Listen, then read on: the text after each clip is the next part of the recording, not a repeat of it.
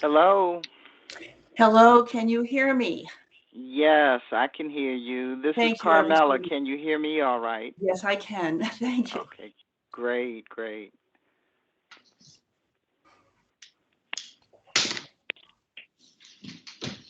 Ms. McGrath?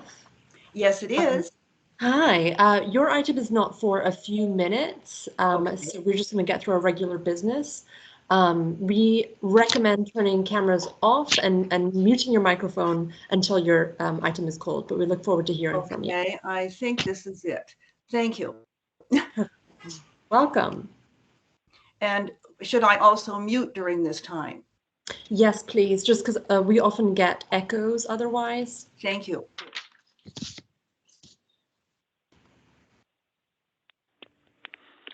Serena. Yes, Carmela. Hi. I just hung up from speaking with John Peck. He is in the process of emailing both you and Kathy. He may not be able to participate in tonight's meeting, but he's going to email you with some information and whatnot, okay? Great. I appreciate Okay. that. Thank you, Carmela. All righty. Thank you. Okay, we are after 5 o'clock and the recording has begun. So, Okay. Mr. Chairman. All right, I think we're ready to rock and roll. Good evening, everyone. Welcome to the meeting of tonight. That's Historic Affairs and Landmark Review Board. I want to welcome everyone and go through a couple of points before we get started. This meeting, again, is being held virtually as required by Virginia law. During the meeting, if members wish to be recognized, just feel free to speak up or use the raise hand function and I'll try and call on you if I see it.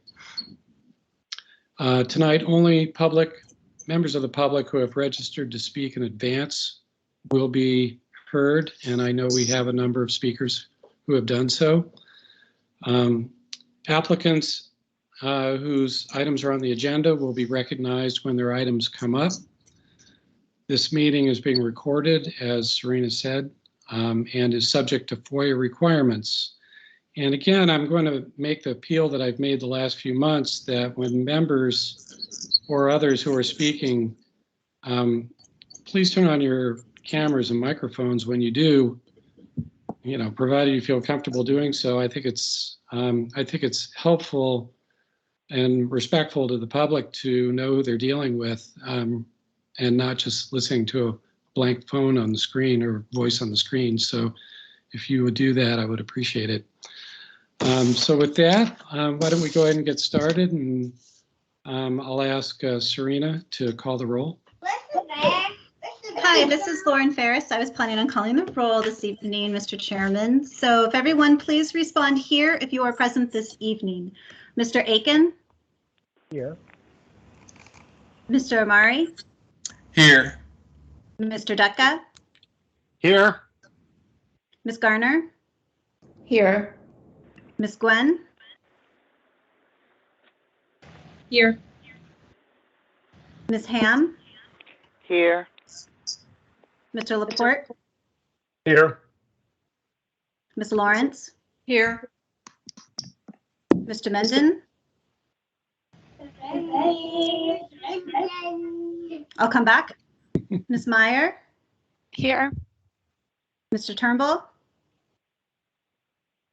I'll try again. Mr. Wenchel? Mr. Wenchel? Okay, I'll come back. And Mr. Woodruff? Here. And I see Mr. Maiden on the list, so I assume he's here. There we are, sir. I got you. Okay, we have a quorum. All right, great. Well, again, welcome everyone. The first item of business tonight is the minutes from our July 21st meeting. I assume you all have had a chance to look at those. And so I would ask if anyone has any questions or concerns about those or would like to edit them to make their views known at this time. Dick, this is Robert. at the top of near the top of page 5 of the minutes, I am quoted as discussing the simulated divided lights as being agreeing that they are more energy efficient, and I don't believe that that's what I said. I think what I was saying is that we have approved simulated divided lights before in the past, and that they are allowed under the guidelines, and that therefore this was suitable for the project. Okay, very good. Does staff get that? Yes, I can make that change. Okay. Any others wish to weigh in on the minutes before we adopt them or make a motion to adopt them? All righty then. Would someone like to make a motion to adopt them? Yes, this is Joan Lawrence. I move that we adopt the minutes as amended by Mr. Dudka. Is there a sufficient second? Second, Sarah Garner. Thank you. Any further discussion of the minutes? Hearing none, I'll ask Ms. Ferris to call the roll. Thank you. Please respond yes if you support the draft meeting minutes as submitted. Mr. Aiken? Abstain. Mr. Davis? Abstain. Mr. Dudka? Yes. Ms. Garner? Yes. Ms. Gwen? Yes. Ms. Ham? Yes. Mr. Laporte? Yes. Yes. Oh, I got you both. Thank you. Ms. Lawrence? Yes. Mr. Menden?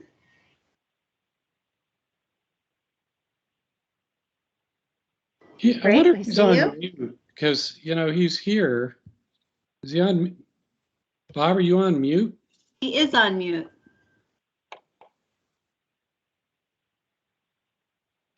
Doesn't say he is now. Like I saw a physical thumbs up on the screen, so I'm going to consider that as a yes by Mr. Menden. Okay. Ms. Meyer? Yes. Mr. Turnbull, are you here? Okay, I'm going to say no.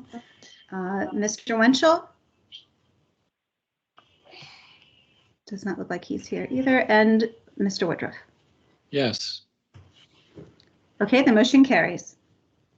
All right, and I just want to point out, I'm not sure the record showed that Ms. Meyer was here when the roll was called, so make a note that she's here. Yes, I have that. Okay. All right then, thank you everyone. The first public hearing item on the agenda is the consent agenda. We have 2 items, and I think we can handle those in block. I'll ask if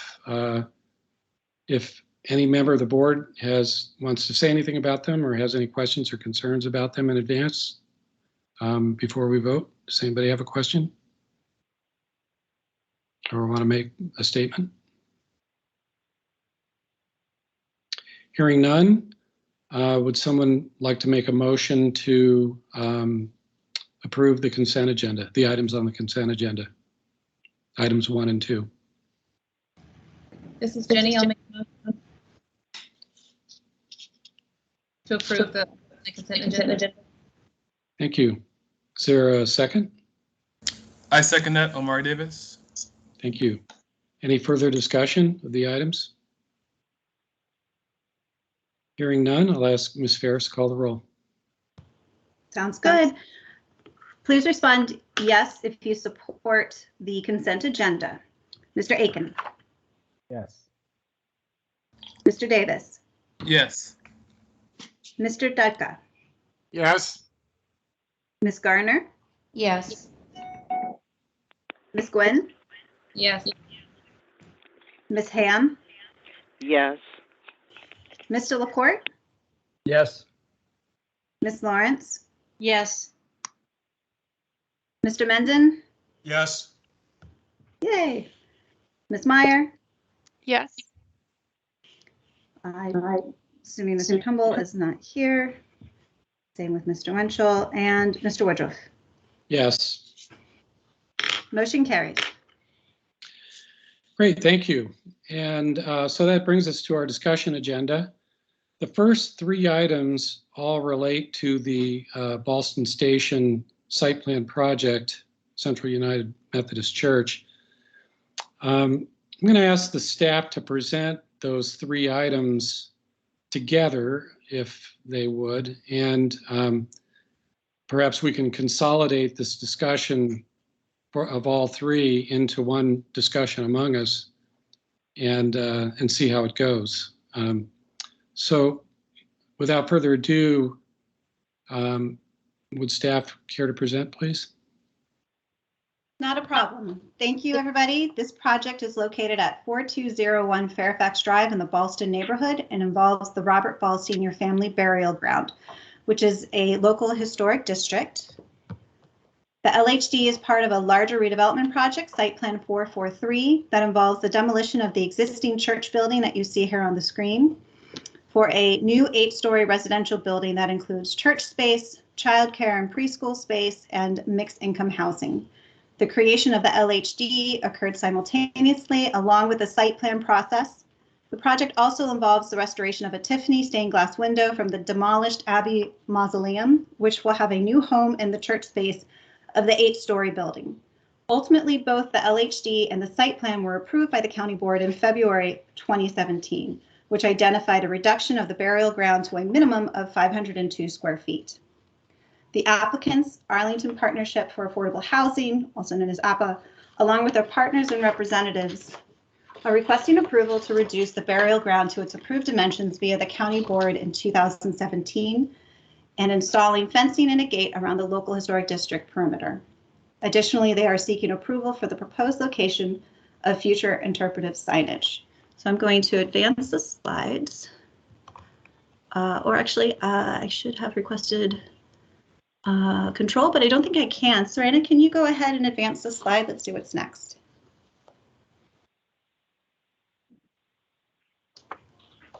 There is an image of the church, and over in the kind of grassy area that you see here is where the burial ground is. So they're seeking to install a cast-in-place concrete wall with a stone veneer around the burial ground along the north, east, and south perimeter of the local historic district. The applicant will use the existing 1950 stone wall along Fairfax Drive for the stone veneer of the new perimeter wall. And resting on top of the new perimeter wall will be a cast iron ornamental fence. The applicant is proposing a gate along the north wall to allow for maintenance and access by county inspectors and Ball family descendants.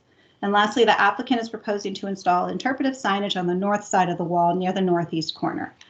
The interpretive signage will detail the history of the burial ground and the history of the Ball family in Ballston, but this will be reviewed at a later date prior to issuance of the certificate of occupancy for the church. The DRC heard this case at its August 4th virtual meeting, where they recommended that the applicant provide accurate architectural renderings of the burial ground with the proposed wall and gate, along with simplified architectural specification sheets to provide detail on the wall's construction measurements and placement. The DRC placed the proposed project on the discussion agenda for tonight's meeting. So staff recommends approving the project as the reduction of the burial ground follows the approximate square footage that was approved by the County Board in 2017. The proposed fencing follows the design guidelines by placing the cast iron fencing on the top of the perimeter wall to avoid disturbing any below ground features. And the proposed metal pickets provide the public visibility of the gravestones from outside the fence, along with a gate to allow for access. There will be no major ground disturbance during installation of the fence. The proposed location of the interpretive signage on the north side of the perimeter wall will prevent blocking pedestrian flow on the sidewalk and prevent blocking main views of the burial ground. So that concludes our presentation for this COA. And so we can roll right into the next one concerning the removal of the grave markers. Yes, why don't you go ahead and do that? Not a problem. So this portion of the project requests the approval to remove the 6 known gravestones and markers located in the local historic district. The applicant has hired Worcester Eisenbrandt Incorporated, I'm going to reference them as WEI, which is a historic building restoration contractor to remove and store the gravestone and markers during construction. WEI has proposed to photo document the conditions and locations of the stones by utilizing GPS coordinates and measurements while performing shallow probes to locate any existing stone fragments.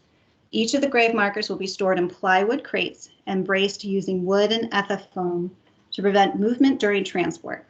They will not be using any heavy mechanical equipment to do these tasks, but will rely on hand tools for digging around the grave markers. 2 to 3 people will lift the stones and place them in the pre-made crates, which will be secured, labeled, and moved to a remote location and stored outside. They will place a protective layer of insulation over the grave area, apply plywood, and secure everything to remain in place during construction. For further protection, WEI will install temporary fencing, as you see here in this picture, around the perimeter and no trespassing signs. WEI will return the stones in their identical locations at a later date.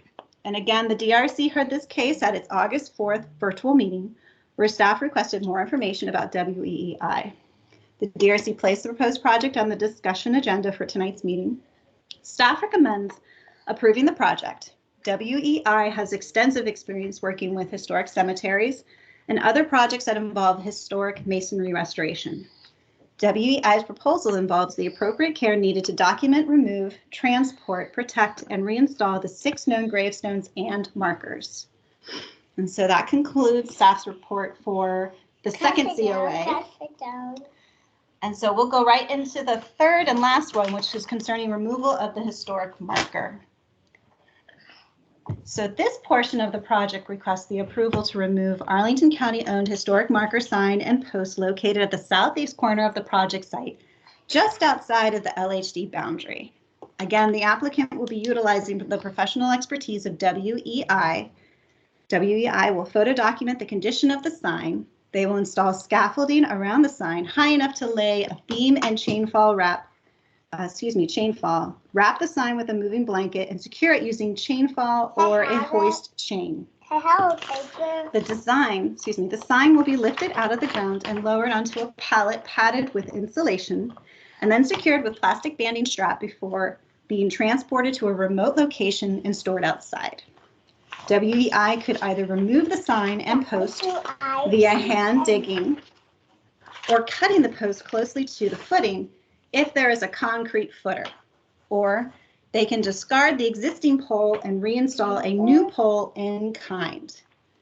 Eventually, the relocation of the historic marker on the project site will need to be determined by the HALRB and DES during construction and prior to the issuance of the occupant permits in 2013.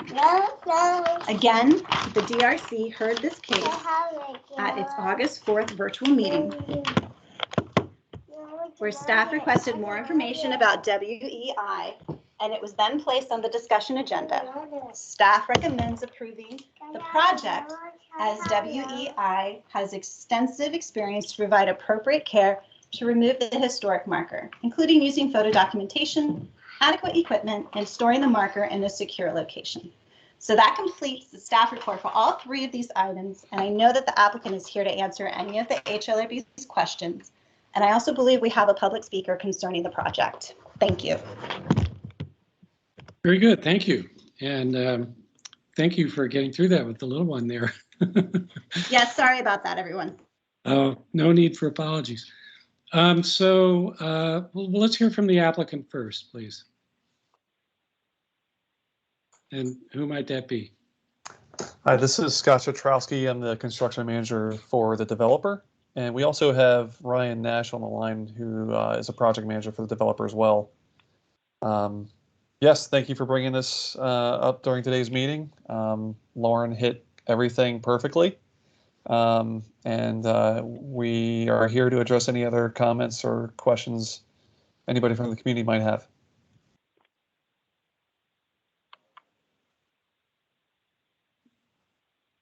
All right then, thank you. Stand by and we'll see how it goes. And I believe we have one public speaker, Mr. Byrne. Are you in the audience? Yes, I am. Could you hear me? Yep. Okay, so just I'm basically talking about now the historic marker, the county's marker. I have no, first of all, I want to one other comment that it was said earlier in the meeting that that gate would be open for maintenance and for members of Ball family. When I spoke to the applicant at the time of the meeting, of the board meeting, he said that the public would be allowed in if they just asked the attendant to, in the building to be let in. The gate would otherwise be locked. So I just want to make this clear so people understand that it's not in writing, but that was the understanding.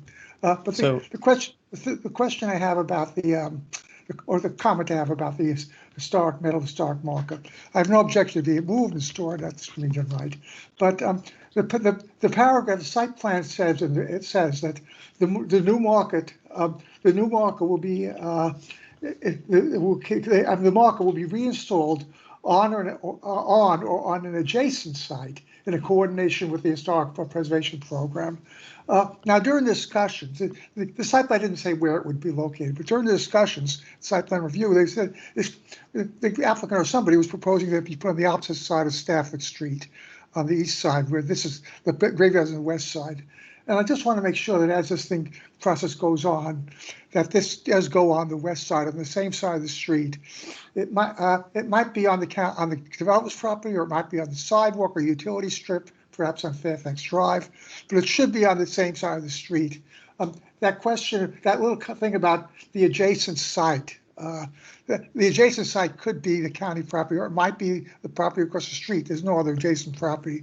So that's my comment is that it's not directly to this, but for the future, I would really like to see that sign being located on the site or on the same corner, the same area, rather than on the other side of the street. So that's what I have to say.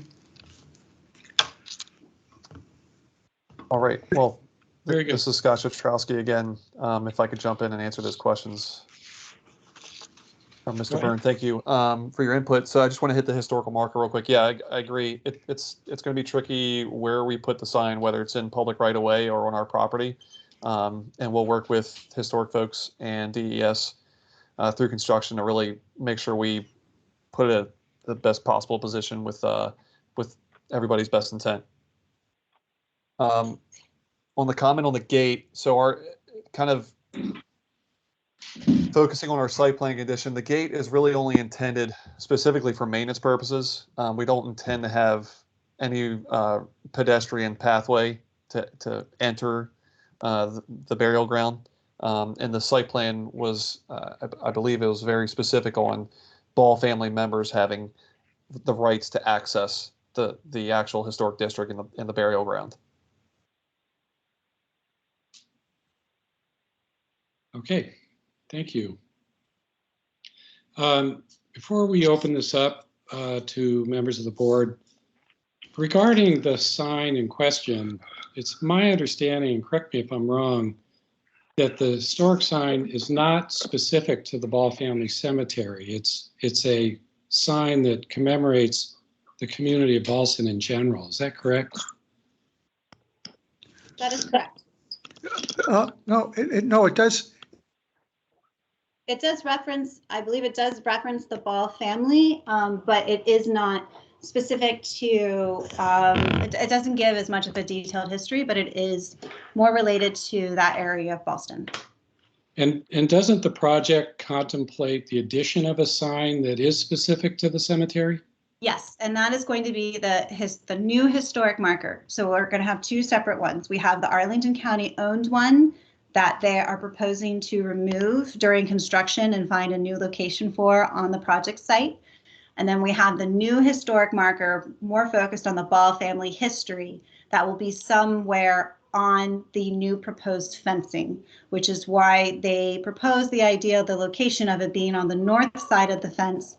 So that one, it's not in the pedestrian right of way, and it also doesn't deter from the main views of the burial ground. Very good. Thank you for that clarification. All right. The matter is open for discussion with the board. Dick, this is Robert. Let me give a little bit of the DRC discussion.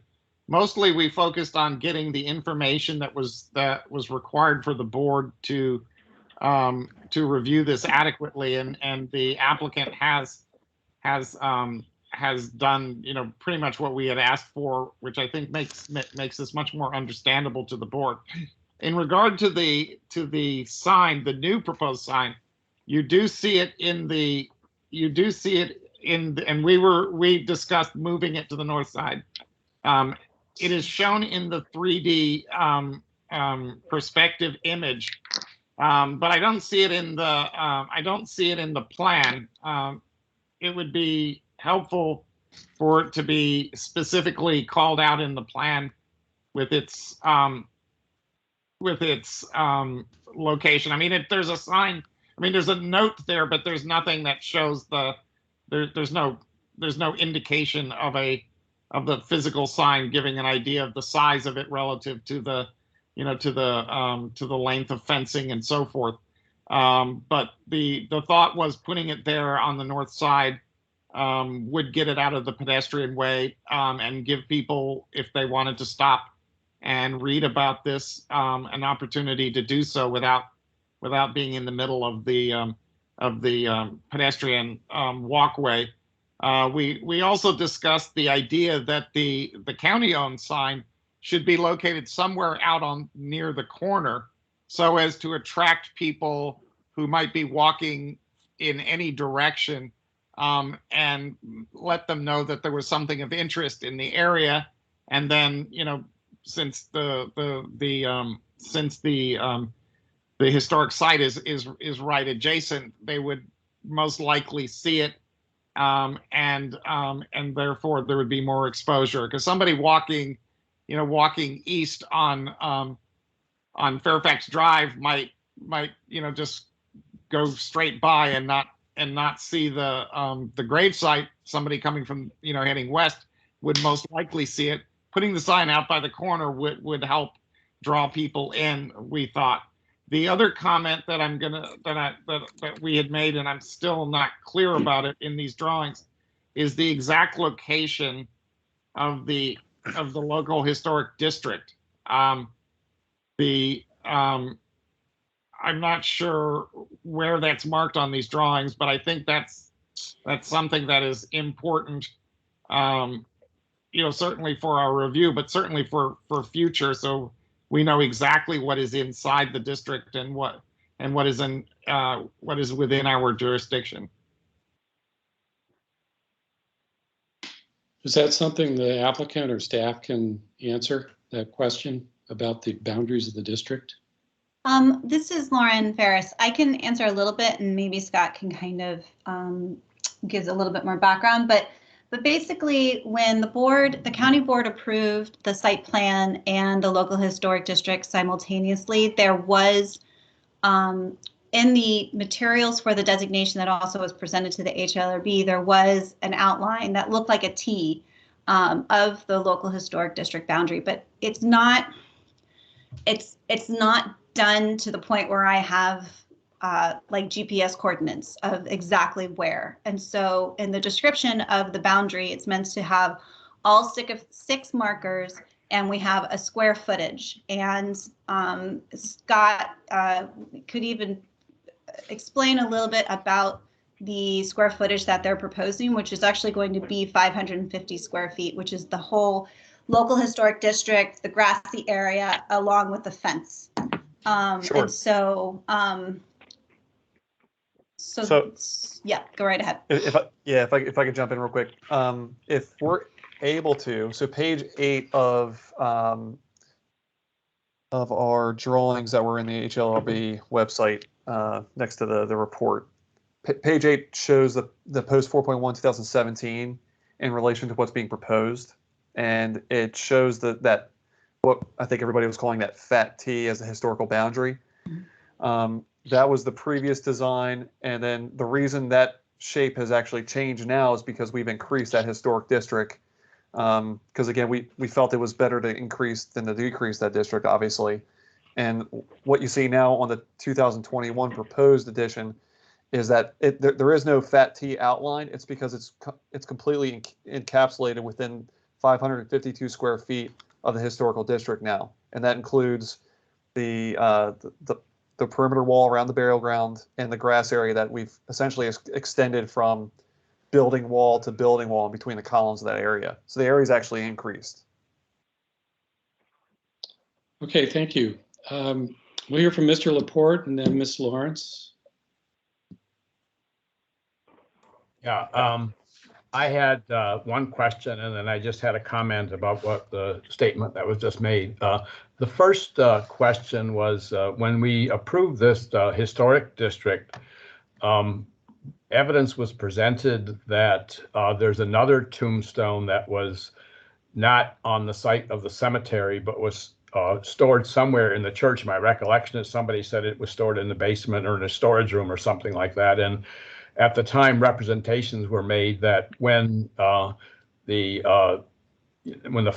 final historic district was put in place, that additional tombstone would be placed in the historic district for outside display. And I didn't hear any discussion of that. They only talked about the ones that are outside right now, and they didn't talk about the one that's stored on the inside. And I think that this plan should also cover that additional tombstone, because since the building is going to be demolished, we want to make sure that that additional tombstone is covered by the plan, I think, and kept by the conservator here so that it gets ultimately placed. They find a place for it for display in the historic district. And the second thing is, and I'm not sure, this may have been just the previous presenter just said that they've increased the historic district, and I don't think that's technically accurate. I don't think they've really. The historic district was established by the county board, so the developer really can't increase it. Maybe they can increase the land that's going to be grassy or something like that, but they don't really have the power. If they want it technically increased, they need to ask the board to increase it, and ultimately the county board to increase it. So I don't know if we need any clarification on that, or I just hate the record to show that the developer has on its own increased the historic district. This is Lauren Ferris. I'd like to respond to both of those. So, Mr. Laporte, I really appreciate you remembering about the one marker that was not located in the local historic district and was located in the church. And I had the same feelings that you had, and it is currently now in my cubicle in my office. But what I would like to do is I would like to be there on site when their general contractor is going to be removing the markers and storing them and handing it over so that it's there, it's along with everything, and it's ready to go. But it is at least secure now in my office because I had the same concerns. And then following, I understand what you're saying about they can't technically increase the local historic district boundary. And what I could talk with Scott about is technically the local historic district is just the green grassy area. It is not also the fence. That's at least how the square footage is supposed to be counted. And we've had previous conversations about what the exact square footage is going to be of the grassy area, but it no matter what, it needs to be the 502. So Scott, that might be something where we need to do a little bit more math to make sure that that's all accurate. Sure, and my apologies for confusing it. I mean, we're not requesting to increase the size, but because the 502 square foot is going to be within that area, I think just mentally from us, from designing and prepping this project, and my mindset was that this area is enlarging. So to your point, Lauren, the 502 is staying the way it is, and outside of that, we still have slivers of green space. We have the existing stone wall that's going to be reclaimed and reused as part of the surrounding a perimeter wall as part of that public use access easement area identification.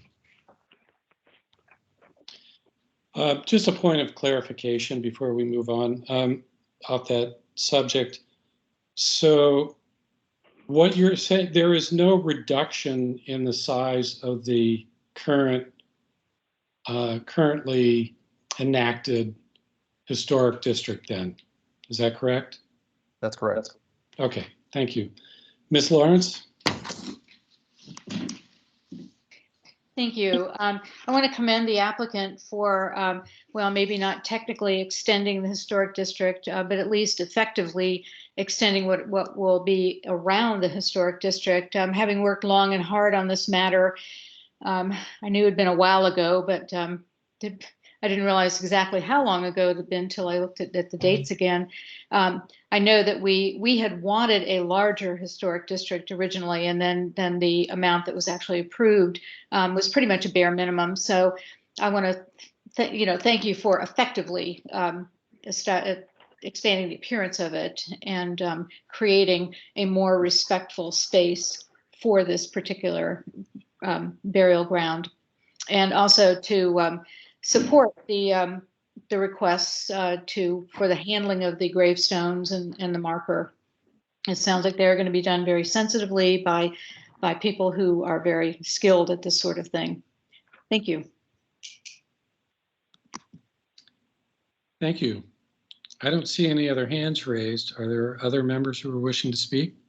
Dick, this is Robert again. I guess what I'm wondering is, it makes me a little bit uncomfortable to not have a precise delineation of the historic district.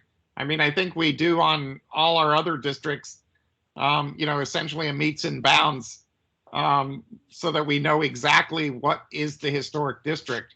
And, if that's something that needs to be worked out with staff, to decide where this 502 square feet is, it just seems a little odd to leave it vague when we're doing this. I understand that in this case we're reviewing the site plan, but it would still be, I think, important to know exactly where the historic district boundaries are within this proposal. Well, I agree. I think that sounds reasonable and makes sense. And I guess a point of clarification again with staff, was this historic district never surveyed, or the GPS coordinates never written down, or what is the situation with that? So usually I have to admit I depend on our GIS layer to give me an idea of what the boundary is for local historic district, but that apparently I do not think that was done because it's not available in our it's just not in our map. But I do know that there is a map that was presented during the designation process. But it would be like me taking this same, what we're looking at right now, the shared screen. It's basically would be like me taking that exact T boundary and just trying to overlay it, but it not being anything other than making sure that it includes the grave markers that are there. So because there was not really a description of the boundary for this local historic district, kind of like what we would find in a National Register report, I just may suggest that maybe it can be something where staff continues that I communicate with the applicant and his team, just to ensure that the exact 502 square foot boundary of the local historic district that was approved in 2017 is accurate and represented in future plans. Well, I think I appreciate that sentiment, and that sounds reasonable. Obviously, it has to be the same square footage without reduction, certainly. I don't know how we determine if it's the same if it was never surveyed to begin with. Well, let's go to the next. I think Ms. Meyer and then Mr. Davis had their hands up. I had a question clarifying on the documents that are online on page 7, where the proposed sign is shown on the north, and there are 6 headstones versus page 9, where only 5 headstones are shown, and the sign is on the east. Which one is accurate of the proposal? So this one is, yeah, this one is the one that's on our screen right now is not the, I don't think this is the most recent one. This one, the one right here is the accurate one. Thank you. Okay, thank you. I'm sorry, this is Serena. I wanted to clarify that we do have a description of the boundaries. It is in the designation report for the local historic district. It starts on page 25. It's a verbal boundary description, and it's in all caps, commencing at the intersection of the division line between the lands of trustees, and it goes through and it describes north 9 degrees 52 minutes 11 seconds east 5.28 feet to the place of beginning of the herein described historical district area. And it goes on, it's a very long description, but there are GPS coordinates for the LHD. No fear. Bless you, Serena. Well, I guess the question is, how do we determine if what's depicted and what's proposed to be built conforms with those boundaries? And if not, what do we do about it? I think Mr. Davis was next. Hi, this is Omari Davis. Kind of a minor point, but is there any point, I guess, or any value to keeping the existing signpost? I know it's a little bit rusty and sort of old. I know maybe it's almost a means and methods question, but is there any value to keeping it at all? So if you were out there and if you wanted to, you could basically lift the sign off the post right now. It's not on it very well, and it's one of our older markers and posts. And honestly, from what Scott has told me, they would be able to provide a brand new pole of the same dimensions, of the same material, and that it would be brand new. So I think that if we were to keep, I would be concerned about how well they would really need to do a lot of welding to keep them together, the existing pole and the marker. But there really wouldn't be any, I don't think, any major value for retaining it. Thank you. Yeah. In that case, maybe we could actually edit the in our motion. Maybe we should add something, an amendment in there, just to make sure that maybe it is essentially left out of the preservation and the preservation of the sign itself. Could you clarify your point there again?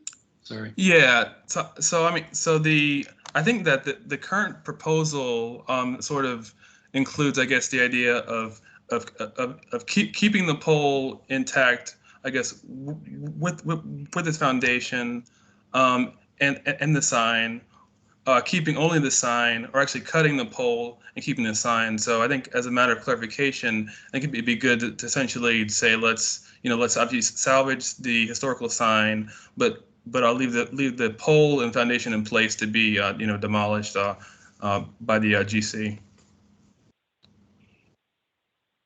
If I could just touch on that real quick, WEI's scope had an alternative to simply remove and store the top portion of the sign, discard the existing pole, and reinstall with a new galvanized pole.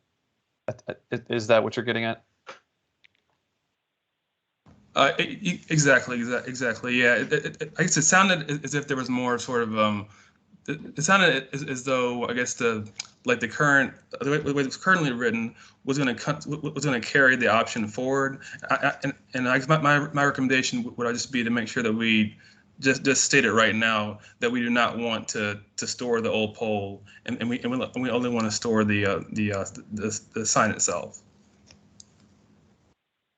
We could do that.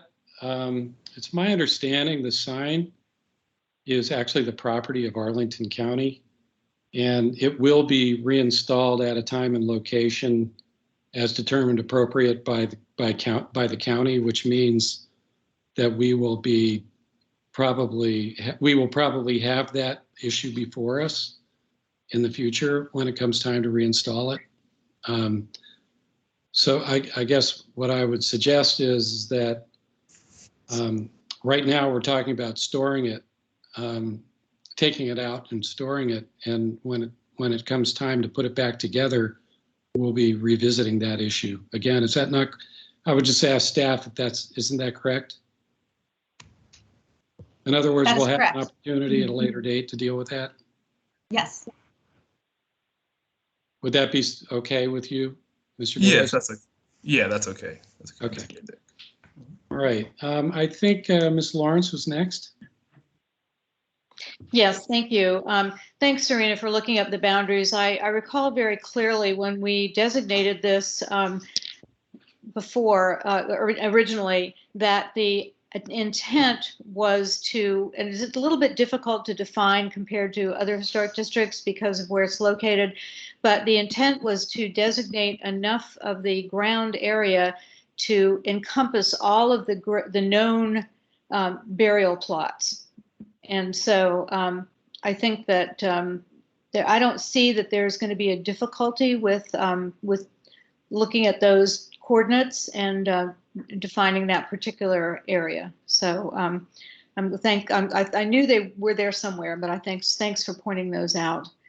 And with respect to what Omari said, I would support the alternative. I don't think we need to preserve a rusty pole, but the sign, definitely. Thank you. Thank you. And I saw Mr. Aiken had his hand up. Yeah, Dick, I did. I was just kind of reiterating what Omari and Joan were saying about the poll. Initially, you kind of addressed the point this up, like, let me stand for it. But I agree with not necessarily preserving the old signpost if we can, but retaining and storing the sign, the marker. Okay, very good. Thank you. Mr. Maiden? Yes, I may be out of line here because I'm still a rookie at this, and I'm not questioning anything that anyone has said so far, but I'm thinking in a different perspective, and I'm looking at the building and I see what I think appears to be three tubular light sources that are on the outs or the exterior of the columns. I'm just wondering, I mean, and it may not be anything of our committee's responsibility, but I just wondered, after the sun goes down, is there, and not having seen the construction documents, is there perhaps a light source of some value in the cantilever, the overhang, the soffit that's over the back portion of this, so that it is not a dark area? And just, I'm thinking in terms of safety, security, Halloween. Am I totally off base? No, Scott, do you think you can Sure. Say anything about the lighting? Sure. Yeah, so those tubular things that you're seeing on the side of the columns, those are the exterior wall sconces. So that's lighting there. And is that letting light go directly up and directly down, or is it a light stick? I'm not intimately aware of that specific light fixture. I'm not sure if Anita Sankar is still on the line with our architecture firm. Anita, if you are, please jump in. And I don't specifically know if there's downlighting on the underside of that cantilever as well. But security is a big concern of this developer and the church, obviously, between the stained glass and the Tiffany window. We'll likely have video of this area 24/7 in terms of your security comment. Thank you. I would also imagine that, because the situation here is that anything with the building and its design, it's already been approved by the county board, so we can't really say too much about it, but I would assume that there would be adequate lighting for the burial ground, because if you also look at it, it's jutting out it's limiting the amount of space that pedestrians can walk along. So I imagine that the developer has to make sure that it is adequately lit to make sure that it's also not a tripping hazard to people. So, but Scott, maybe you and I can talk about that and get more detail on it, and then I can always update the HLRB maybe at the next meeting of what is being proposed for the lighting. Sure. Very good. I don't see any other hands raised. And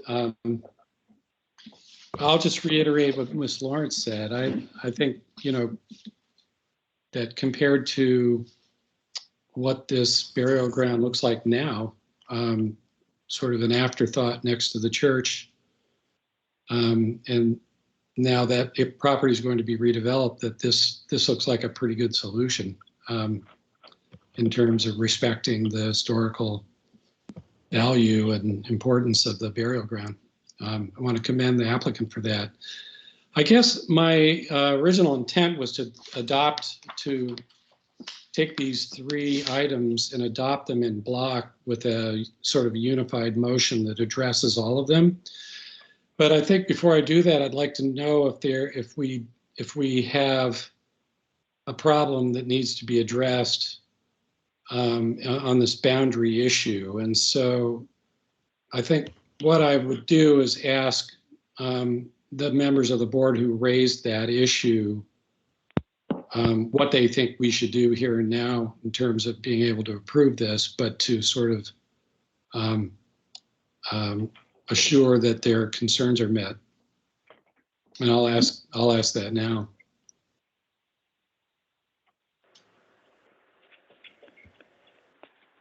Nick, this is Robert. I'm not sure what we can do about it, you know, other than, you know, review this again next month, but I'm sure the applicant is not eager to have that happen.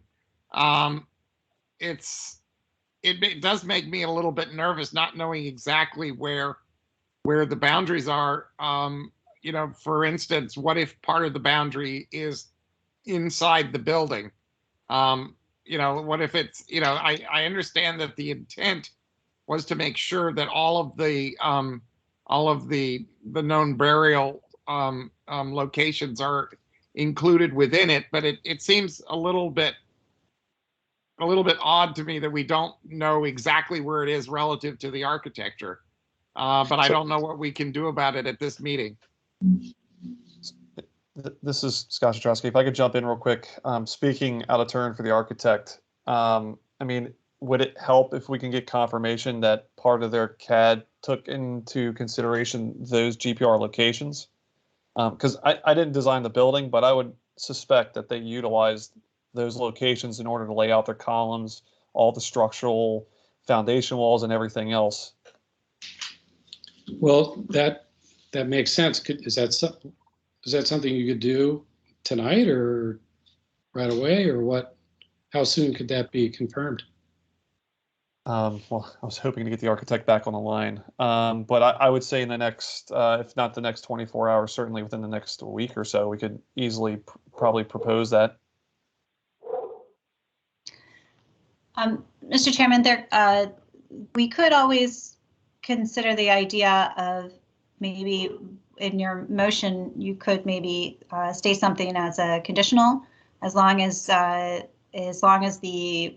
since Serena very graciously was able to find the information that I wasn't able to find about the actual description of the LHD boundary, maybe it could be something that's stated where it's like conditional approval as long as the architectural drawings match the actual local historic district boundary as described in the designation report. And if it doesn't, then it sounds like it would be appropriate for them to come back in the next meeting. But if they are able to confirm it with staff, then that could be a way of moving forward and not having to request them to come back in September.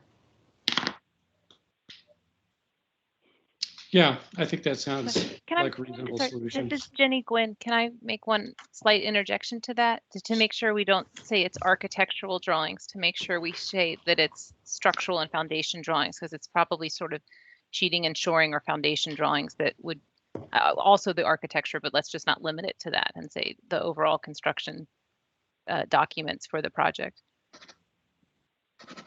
That would be the term of art, the overall construction documents. Yes, and maybe even specifically call out foundations if we want to.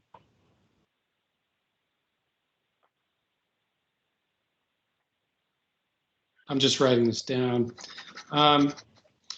Okay, so what I'm thinking is that we really break this up into two motions. One that addresses the issue that we're discussing now. And then I think the other two relating to the removal and storage of the headstones and the historic marker we can just do as a unified motion. So why don't I do this? Why don't I try and verbalize this motion, the first one, and ask for assistance if there are others who don't think I'm doing it right. And we'll see if we can get this taken care of. So let me get started. Unless there's any further discussion of this, let me go ahead and do that. But I want to make sure no one else has anything else to say about it. I just wanted to one last time confirm. So I just got off the phone with our architect and confirmed based on the civil design of this project where they previously surveyed the entire property, they utilized those GPS coordinates in order for the civil drawings to be included as a basis for the architectural design.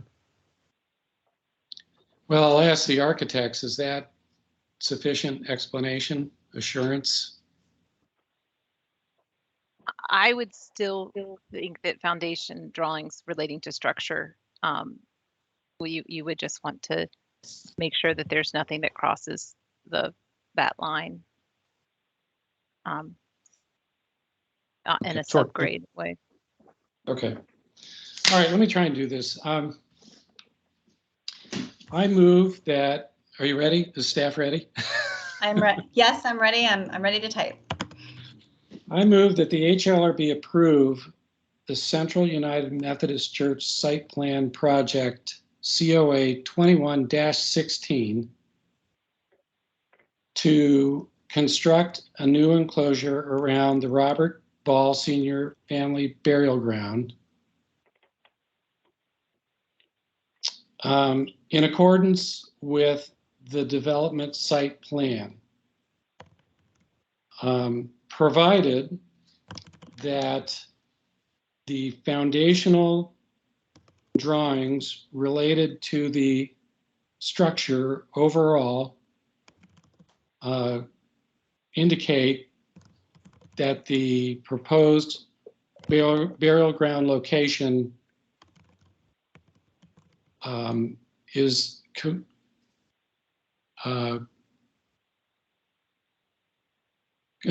what's the proper word? That Conforms to. Conforms, right, good. Conforms to the boundaries of the historic district designated, whatever it was, when. We say historic district boundary. The existing historic district boundary. You want to read that back when you have a chance? Yes, give me 1 second.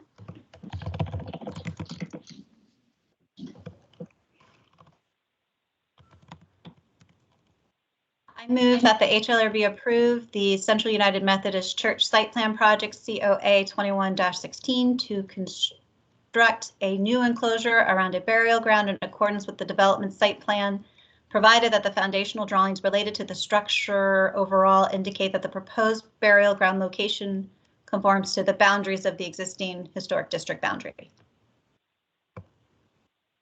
That sound okay? Sounds good to me. Jenny? Robert? Yes. Okay. Is there a sufficient second? I second. This is Jenny. Any further discussion? And I guess I'll just say I hope that they do conform, because I don't know what the process, what the next move would be on anyone's part if it doesn't conform. And I'm not even sure how we're going to be assured of that. But does anyone have an answer to that? I mean, I know we have the assurances of the applicant, and hopefully that will be presented in a way that everyone can understand and believe. Dick, this is Robert. Are we not just asking the applicant to just provide that a document that that confirms that? Yes. And yeah, and I think what that would be document would sufficient. be, yeah, would be the civil, like to have the outline of what they understand the historic, the boundary line to be with their foundation and civil plans, I think would be, and they probably already have, I mean, if they're coordinating to that, I'm sure that it's something that they already have if they base their whole project around it. Okay. Is there any further discussion on the motion? Hearing none. Lauren, please call the roll. Ms. Ferris? Please respond yes if you support the motion. Mr. Aiken? Yes. Mr. Davis? Yes. Mr. Dutka? Yes. Ms. Garner? Yes. Ms. Gwen? Yes. Ms. Ham? Yes. Mr. Laporte? Yes. Ms. Lawrence? Yes. Mr. Menden? Yes.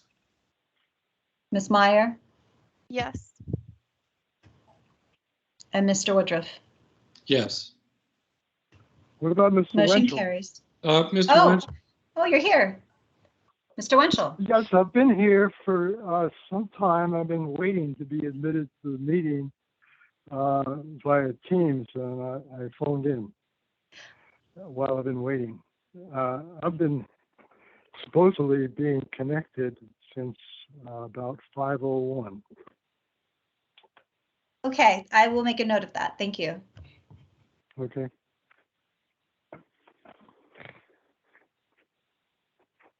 Okay, the motion carries. Very good. And now, barring any objections, I will make one motion to deal with the other two COAs in block. I move that HALRB approve en bloc the Central United Methodist Church Site Plan Project COAs 2117 and 2118 to approve the removal and storage of the Robert Ball Sr. family headstones in accordance with the protections indicated in the site plan, and provided that the headstones will be returned intact to their current respective locations, and further to approve the removal and storage of the existing Robert Ball Sr. family burial ground historic marker, provided the marker will be reinstalled at a time and location to be determined by the appropriate Arlington County authorities. There's sufficient second? I second. This is Carmela. Is there any additional debate? Joan, do we have to specify that that we don't want the pole also stored? That we're looking at their alternative approach, just the marker? Well, my understanding is that from the discussion was that because this marker is owned by Arlington County, it's going to get reinstalled at some point in the future without regard to this project or these applicants. And we, as a body, will review that reinstallation, I believe. Isn't that correct? That's not what my statement was. There are two proposals from the applicant. One was to include the pole with the marker and store that. The other was just the marker. So I think we ought to be very specific that we are just requiring them, just approving that they store the marker as indicated, not the pole. Okay, well, point of clarification for staff. Is the applicant going to reinstall this marker? Yes. Okay, all right. Let me rephrase that then.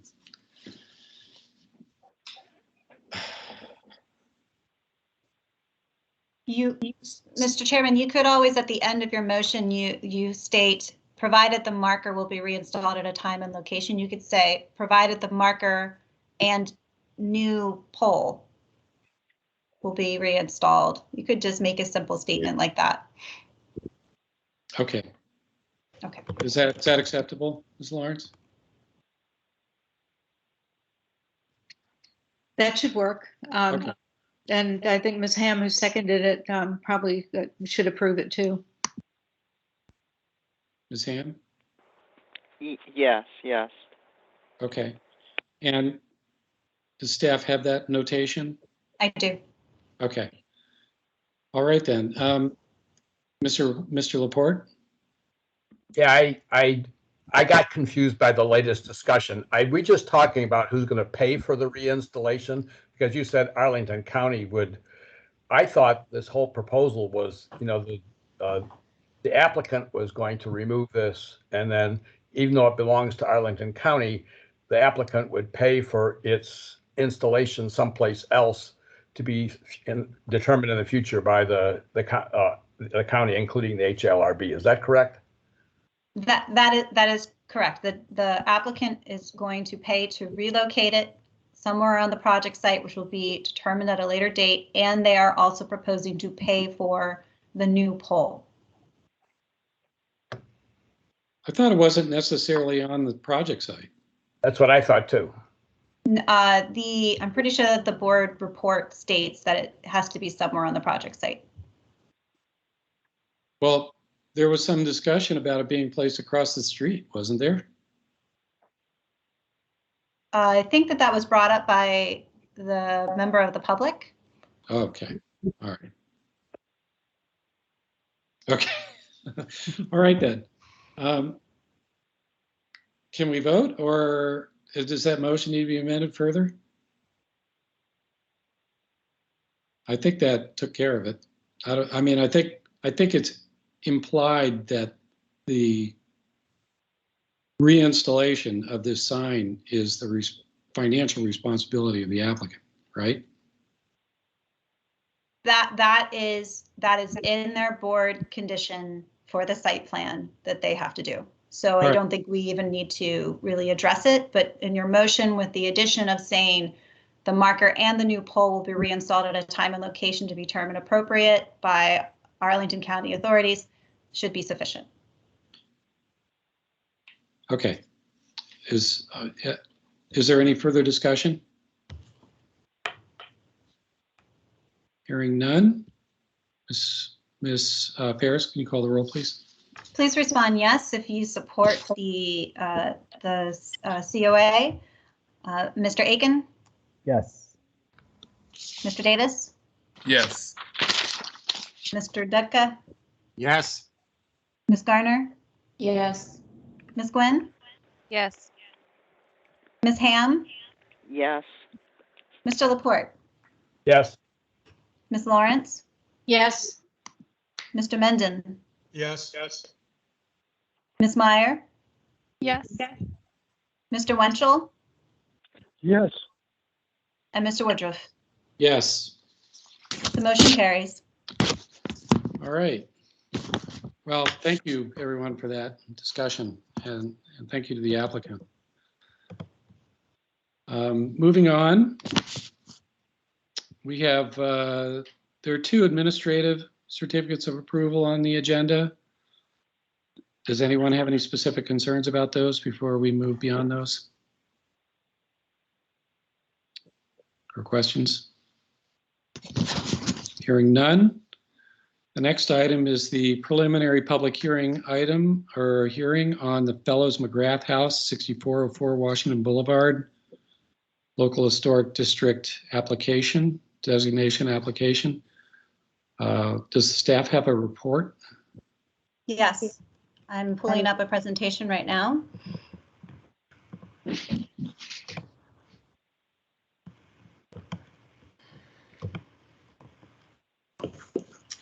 Thank you, everybody. So we are going to be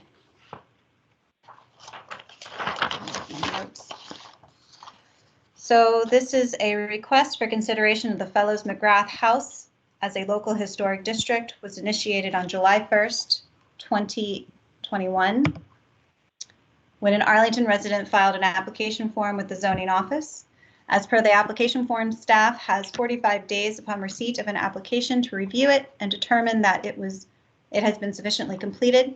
Staff made the determination for this application on July 22nd, which was within the allotted review period. As per section 11.3.4.A.3 of the Arlington County zoning ordinance, staff must notify the property owner within 30 days of deeming the application complete that an application has been filed. Staff notified the property owner on July 23rd, and since that time, staff has not received any communications by the owner or an owner representative regarding the designation and next steps. According to the application that was filed, here are some of the major historical highlights associated with the Fellows McGrath House. Please note that staff has not yet conducted its own research to validate this information. The property is historically known as the McGrath Fellows House. The house was built in 1899 by architect John Wells in the Queen Anne style. The original owners of the property were Harry and Alice Fellows. Harry Fellows worked as a federal civil servant and held local civic positions in Falls Church in Arlington County, including becoming mayor of Falls Church in 1920 and chairman of the Arlington County Board in 1932. The property was later sold to John and Merrill McGrath. Most recently, the property was called the Memory House, where it was used as a bed and breakfast for the past 17 years by Pam Jones.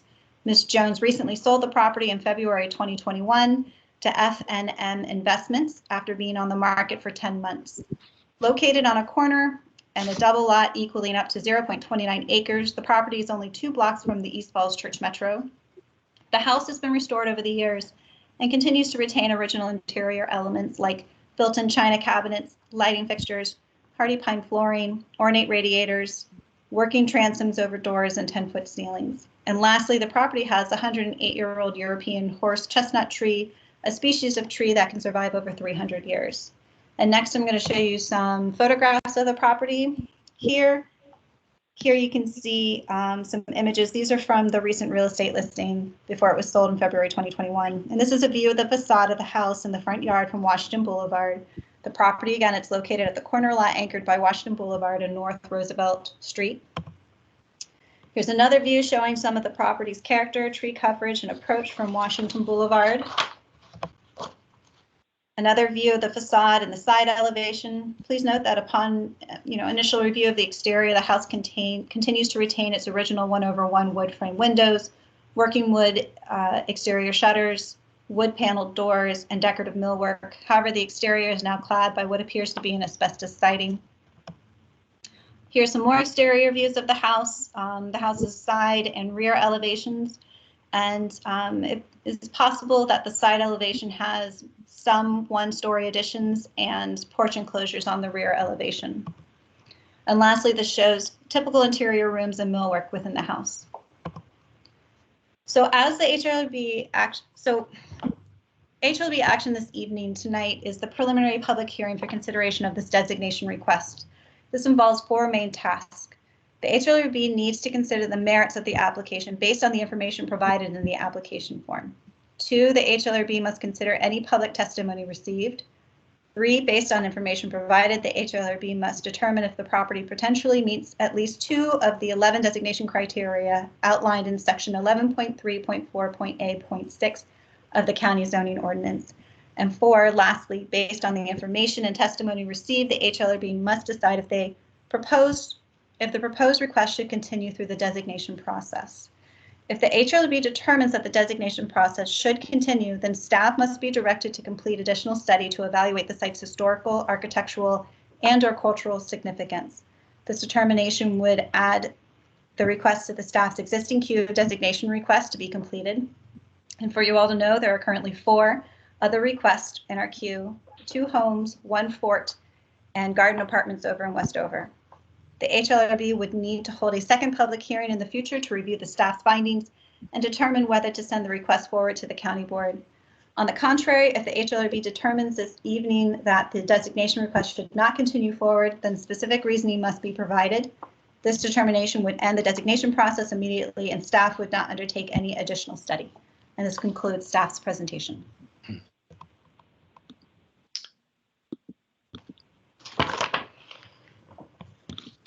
Thank you for that presentation. And my understanding is we have 2 speakers on this subject tonight. The first being Marlis McGrath. Are you online tonight, Ms. McGrath?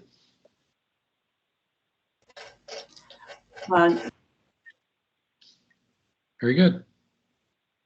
I think you're muted. I'm muted. Nope, now you're not. Ms. McGrath, you're muted now. Okay, can you hear me now? Yes. Thank you. I will leave things alone. First, thank you for hearing me this evening. This house brings a flood of memories back to me. And I indeed am the one that named it Memory House in honor of the previous owners of this house who valued it a great deal. In fact, I think we saved it for the first time when we purchased it. I believe that was 1977. We put our contract in almost immediately. There was another contract on the house, both offering full price. But we had 3 huge contingencies in our contract. One was a lower interest, and they were holding the owner, Virginia Fenwick, the first trust. We were the people that got the house. We were told because they thought we would value it more. And so that started our adventure of a 7-year renovation. And we were very conscious that we had a historical house to take care of. I want to correct a couple of things in the presentation. I ran bed and breakfast there for 9 years. I did that with my husband, John. Pamela Jones did not. The house was actually started in 1998, we were told by the family, moved into in 1999. They delayed that a little bit just to, they lived across the street and they were married and then moved in. It is worthy both inside and outside. The 5 panel doors were taken out of another house in Falls Church that was demolished. We had makeup lights from the Radio Key Theater. The powder room door in that house is from the historic Dodge Hotel in Washington. There are many other parts from other homes that were lost in Arlington. It has original plaster crowns that we saved, original medallions, a couple gas lights, we saved the fittings, they're still there. The woodwork on the 2nd floor, I totally refinished and indeed made the transoms work. The Washington Home magazine, it was featured in the front cover, 8 photographs and write-up in Christmas of 1 year. It's been on a vintage Victorian house tour, Arlington and Falls Church house tours, a Christmas house tour, 2 Smithsonian Associates house tours, a Virginia Home and Garden tour. Information is sealed in a time capsule in Falls Church about it. It was featured in Antique Week. We have found bottles and glass and many things around that house, much more than I could tell you, but my time is up. It's worth saving. A house definitely worth saving, where it's inside and outside architecture, its history, its notable tree, which I declared notable.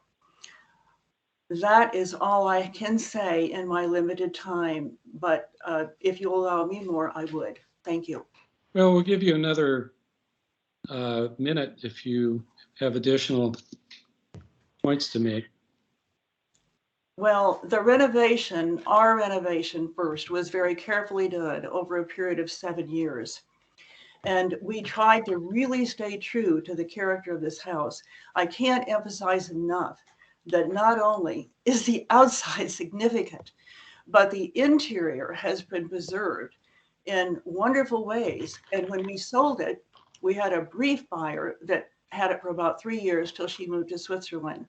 Pamela Jones has continued in that same tradition. We also, when we built the architect design house next door, we were very sensitive to the Victorian, hence built a 2-story garage so it wouldn't look like a little pygmy next to the Victorian. And the house, other ones set back so it would not fight with the Victorian. We wanted it to remain a house of great prominence in Arlington, and it would be tragedy if it would not do so. Thank you. All right. Well, thank you very much for your love and care of that house. I think we have one other speaker as well. Ms. Laura Holgate, are you there? I'm here. Please proceed.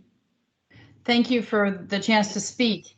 I am the occupant of the house, the new house, or the house that the McGraths built that she referenced as being built in specific respect to the Victorian home, and I am the neighboring property.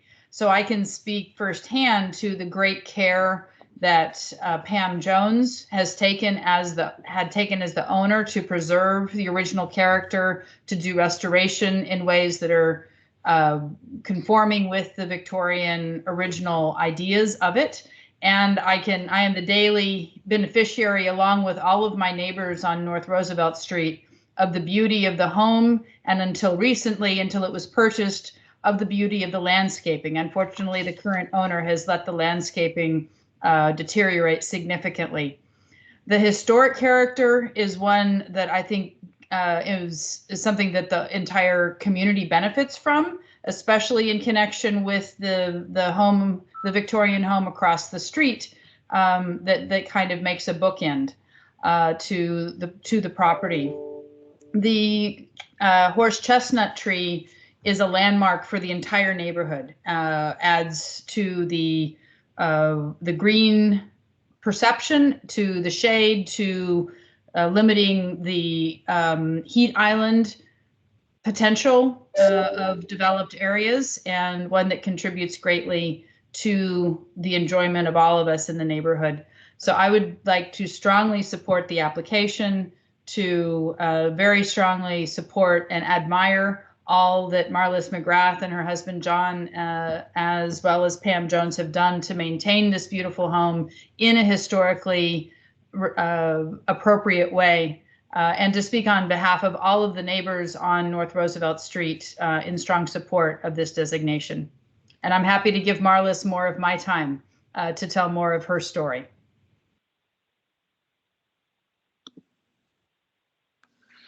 Thank you. Marlis, there's 50 seconds left if you wish to use them. Well, I saved the tree once already too. I had declared it the adorable tree, and one day a bulldozer come up this tree when they were trying to widen Washington Boulevard, and told me he was taking it down.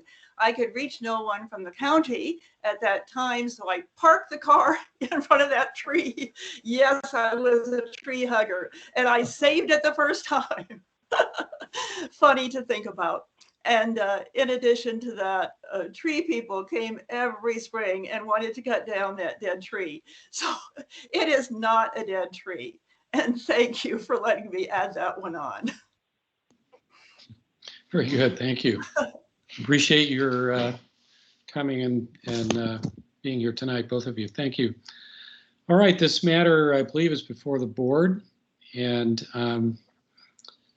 so I think I'll just again reiterate what before we get started what Lauren said, which is the issue before us tonight is whether we think that it's possible that this house could meet 2 of the criteria that are, I think it's 2 of 11 criteria that would that are necessary in order to meet the legal requirements for an historic designation. So, and if that's the case, if we do believe that it meets 2, then what we would do is do a motion tonight directing staff to undertake an additional study to confirm that and to reveal what else there is to be told about this house.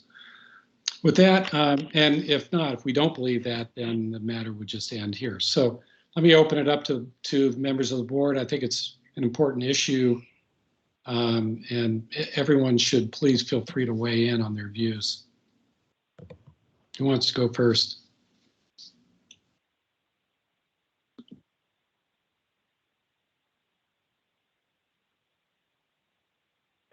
Ms. Lawrence? Yes, thank you. I think that it's pretty clear that this particular property satisfies more than 2 of the criteria for historic designation. And I would like to know, what is the current status of it? It's obviously been sold to what sounds like a developer. Does staff have any information about what is what this entity might be doing or planning to do?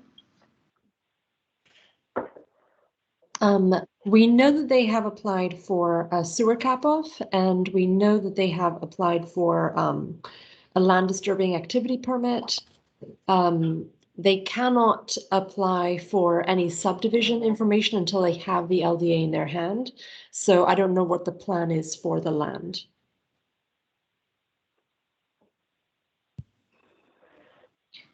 Thank you. I mean, Am I allowed to tell you what I know as by way of legal information as the resident? Why don't you, if you have some information to impart, why don't you give it to us, and then once you're finished, we'll please let the board deliberate for a while on it. Yes, what I can tell you is that I've received a legal notification from the owner that they plan to subdivide the lot diagonally in 2 lots and to build 2 single-family residences on those lots. The 2 homes will be triangular in shape.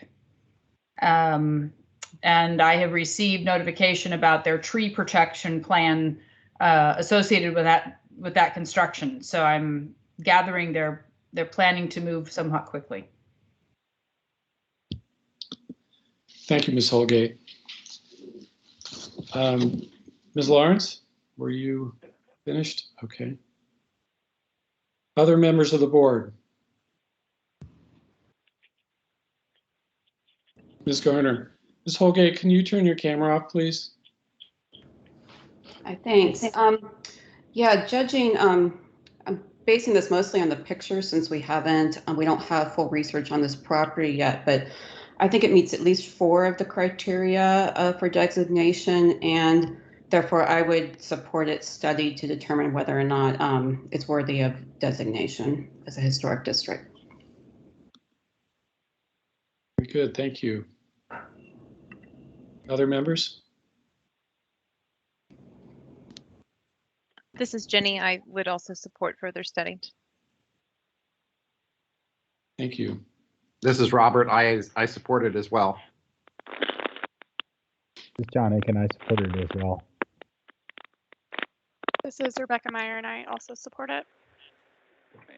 Excuse me, this is Carmela Ham. I also support additional study. Very good. Others? Anyone wishing to weigh in who hasn't yet? This is Amari Davis. What are the 11 criteria? Sorry for my ignorance on the subject. Go ahead. Can staff answer that? It's a long answer, Omari. But does staff have the statute in front of them?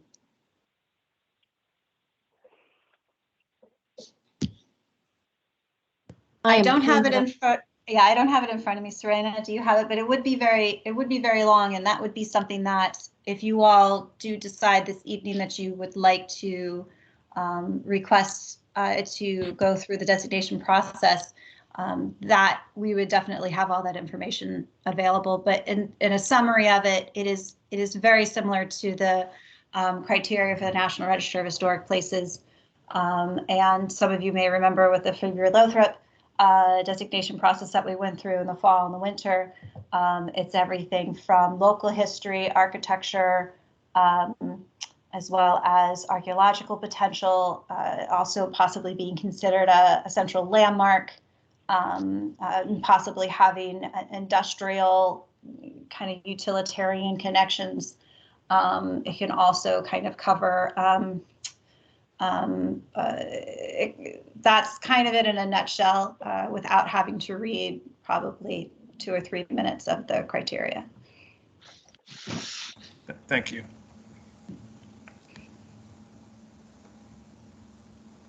Anybody else?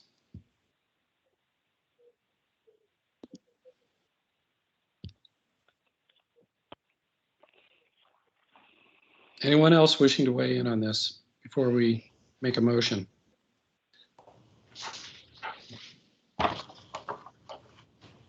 Oh, yeah, I think Andy Wenchel.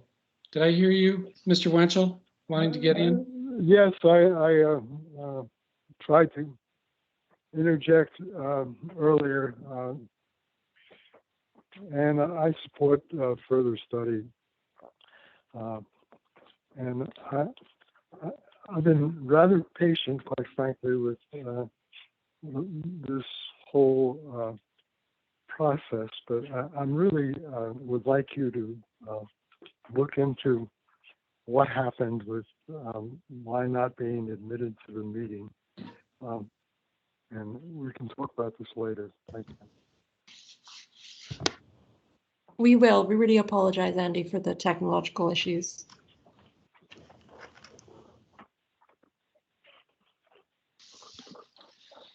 All right, well, maybe you all can get with Mr. Wenchel tomorrow or after the meeting sometime and figure out what's not working. And so I see that you have the 11 criteria posted there. And those would be the particulars that staff would be looking at if we direct them to do a study to take this to the next level. If no one else is wishing to speak, I will associate myself with the other comments about believing that we should take it to the next level, and I'm prepared to make a motion to do just that, unless any other member has something to say. Yes, Ms. Lawrence. Yes, it sounds like this developer is planning to move quickly, and in lieu of that, is there any way that this particular designation could jump the queue if assuming that the others are not in imminent danger of demolition? I can answer to that. If you all decide to move forward with considering the property to be designated, then staff would not only, we would need to communicate with leadership, with Arlington County leadership about how to work this into our work plan. And in that, we would present to them all the information, including the fact that the current property owner has applied for the necessary permits to consider demolition, and as we heard from the public, that they are very much considering subdividing the property.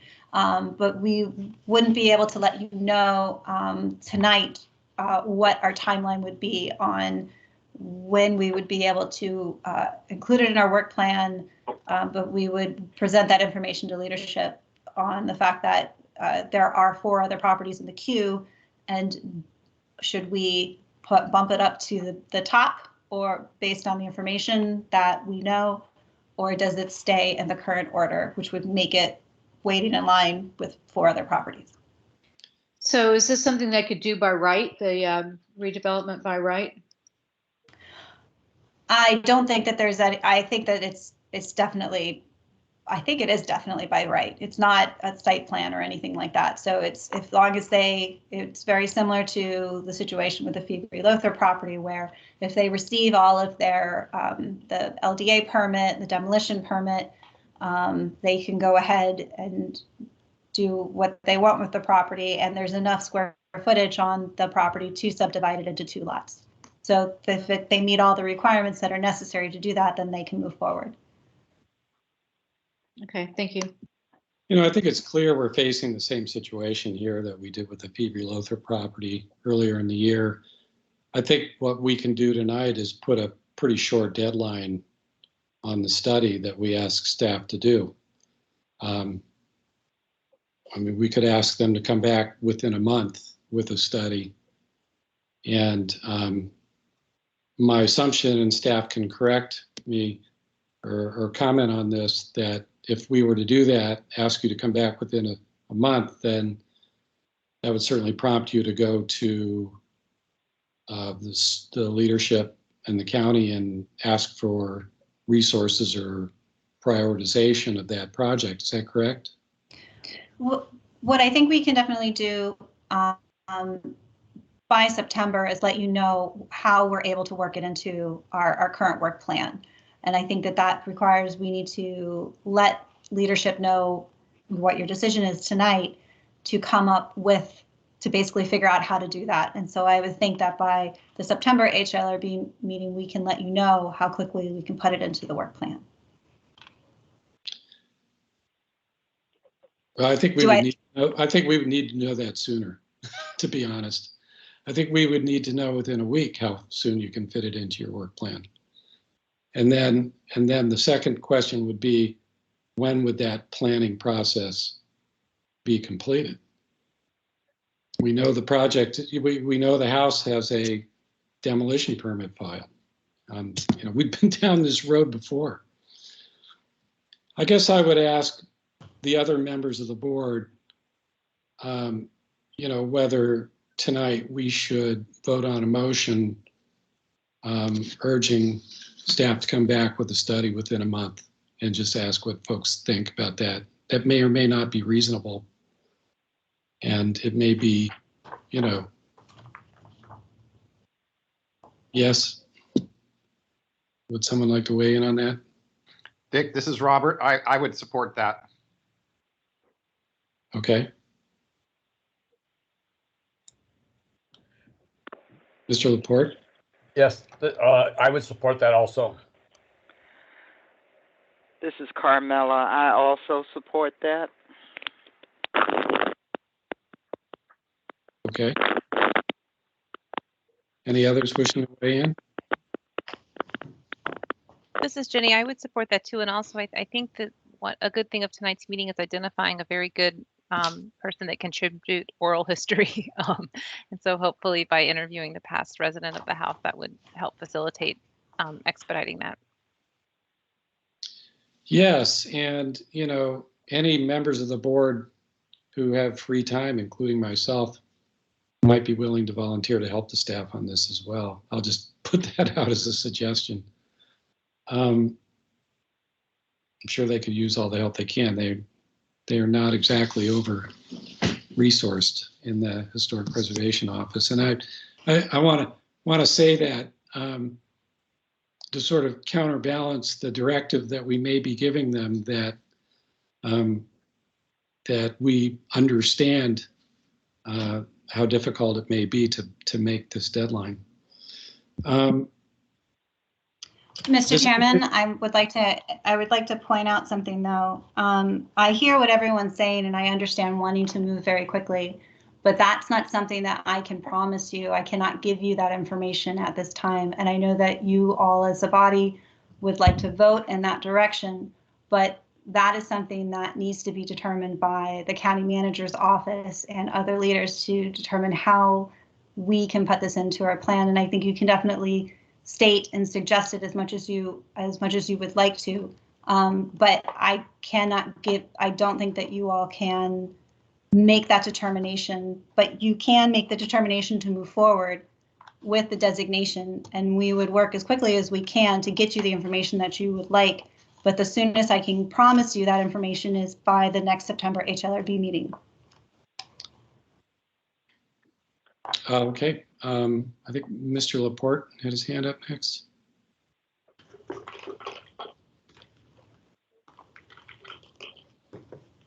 Mr. Laporte? No? Yeah, I've put my hand down. I've already spoken. Okay, Ms. Lawrence? Yes, I think that it's going to be important for the community here to send some letters to county board members and the county manager, bringing this to their attention.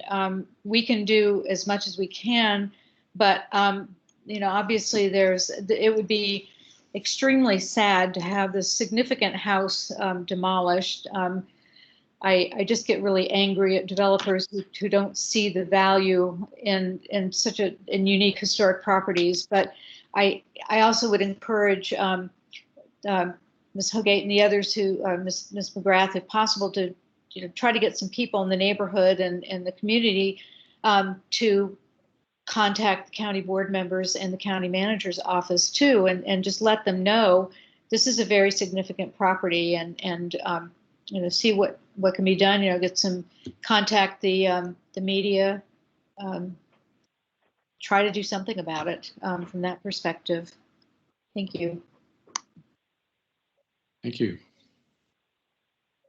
Dick, this is Robert. I understand staff's position that we cannot direct them to have results back by next month, but we can certainly have a motion which highlights the urgency of the situation and requests them to do so, and then they can return with whatever they've worked out with the with the county. I agree.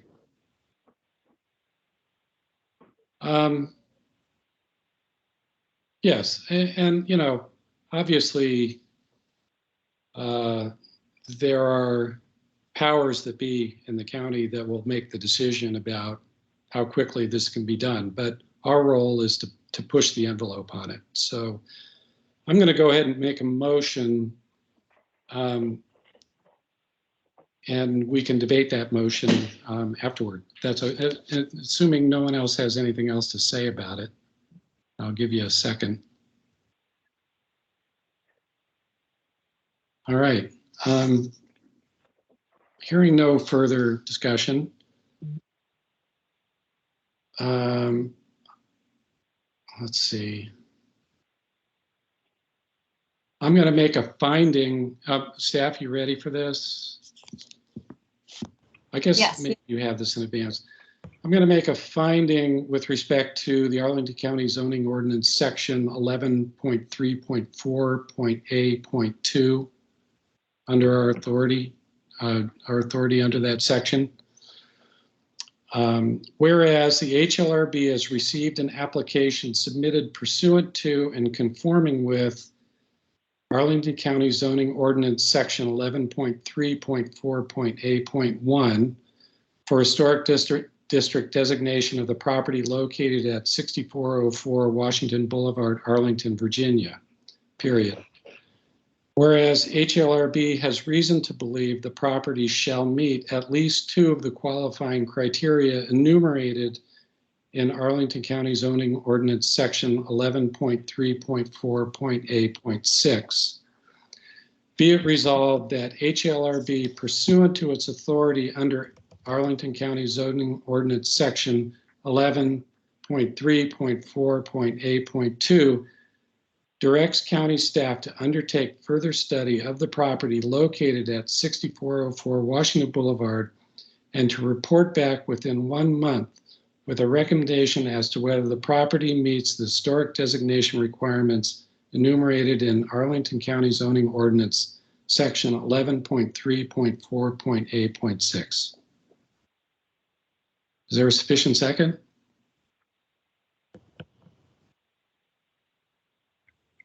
This is Robert. I'll second. Okay. And what this finding does, if it's not immediately apparent, is that we have the authority under the ordinance to make a guess as to whether or not it might meet or shall meet two of the qualifying criteria. And we are asking staff to do a study and report back in a month. And again, that's a very, very tight time frame. Recognize everything staff has said about the constraints upon them. Definitely legitimate concerns. And if my sense is that if we pass this tonight, that staff will go and communicate with their bosses and will let us know what can be done. Is there discussion, further discussion on the motion?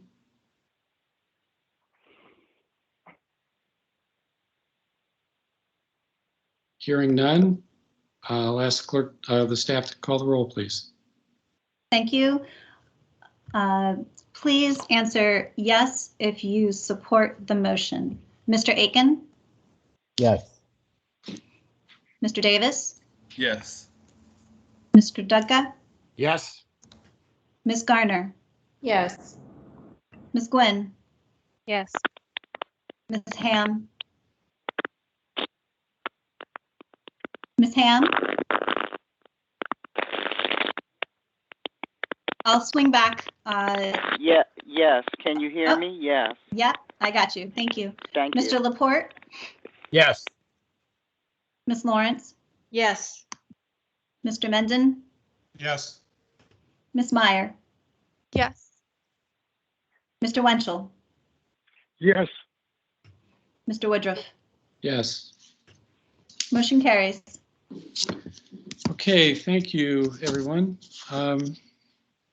That takes us to our next item. The historic marker review for Washington Liberty High School. And does the staff have a presentation for that? I have the PDF of the marker, which I will pull up now. John Peck is not able to be with us, as Carmela mentioned.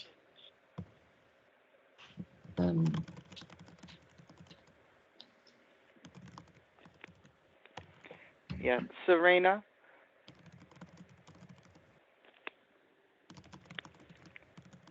Hello, can you hear me? Yes, go ahead, Carmela. Okay. Serena, are you putting up, or did you put up the recent version that he sent today around 10 minutes after 5? That Yes, has I am okay, pulling great. it up Thank right you. now. Thank you. That has the corrections or adjustments that were suggested by Cynthia and Mr. Laporte.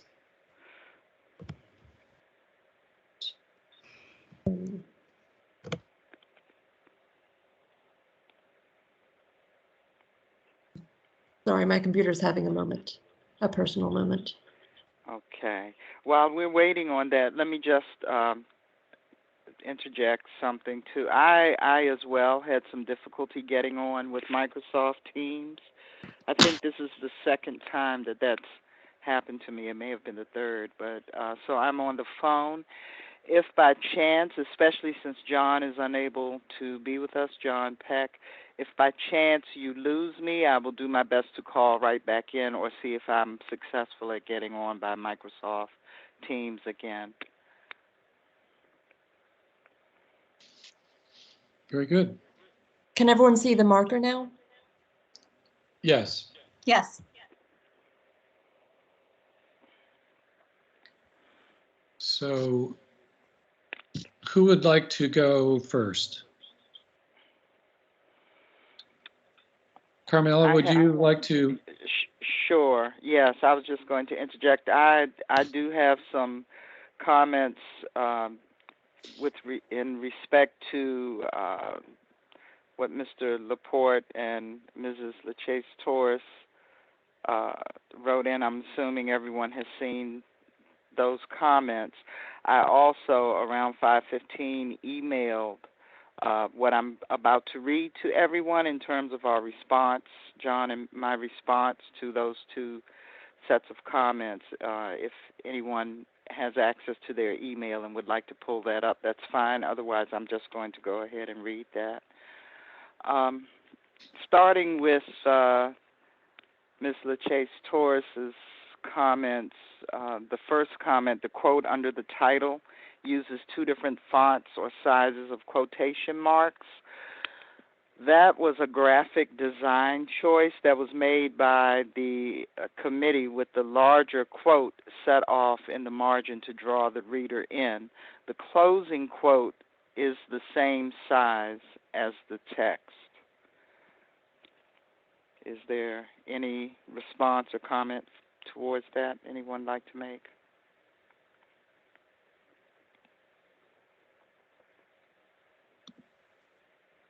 I think that was a comment from LaChase Torres. She's not on the line, so. Okay. I'll move on down to the first paragraph.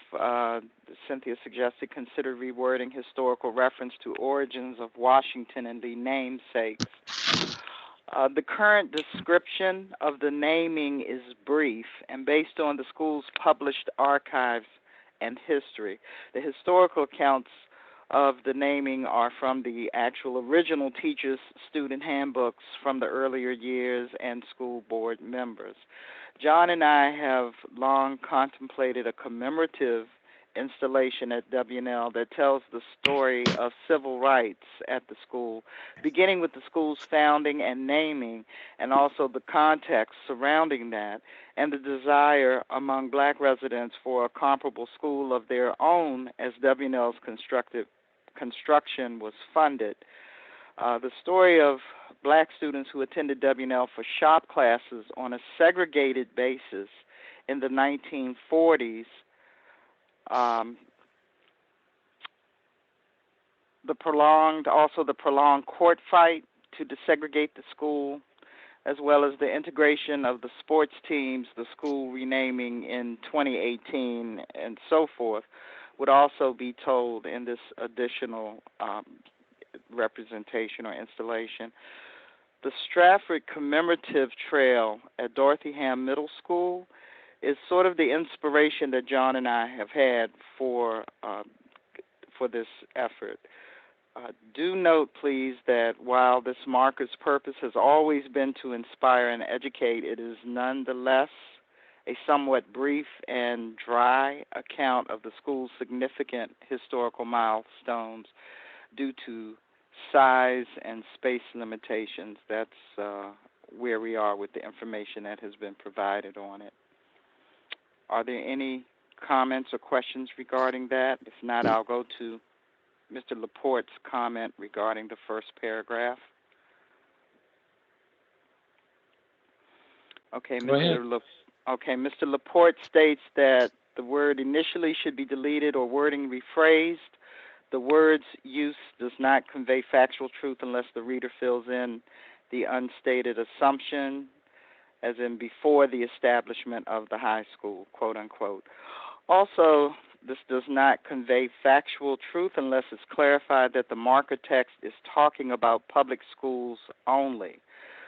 Suggests these could be fixed by deleting initially and inserting the word public between the words Arlington and high in the first line and deleting the word public where it now appears after the word attended.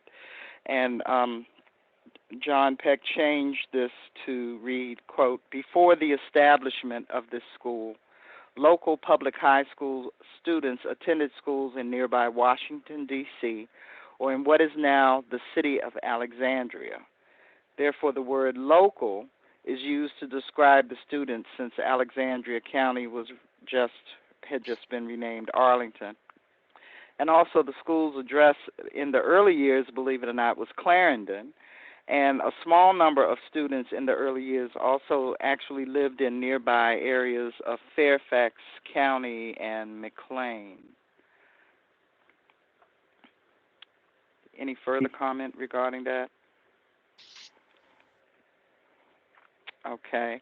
Also, Mr. Laporte stated that most respected English writing style guides say you should use the abbreviation D.C.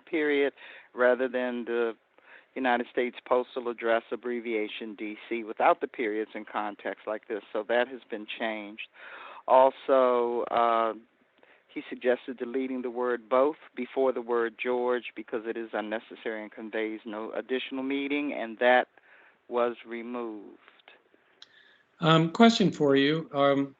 Are there a whole series of edits that that you've responded to on this, Marker? Yes, actually, Mr. Laporte, thank you for asking that. Mr. Laporte had, I believe it was 11 that we responded to, and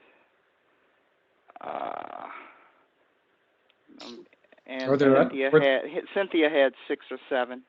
Okay. So are you thinking that we should wait, have an opportunity for everyone to review?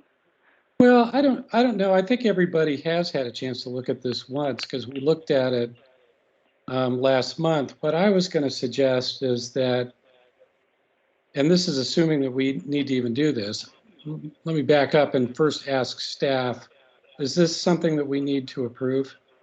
Do we need a motion to approve this, Marker?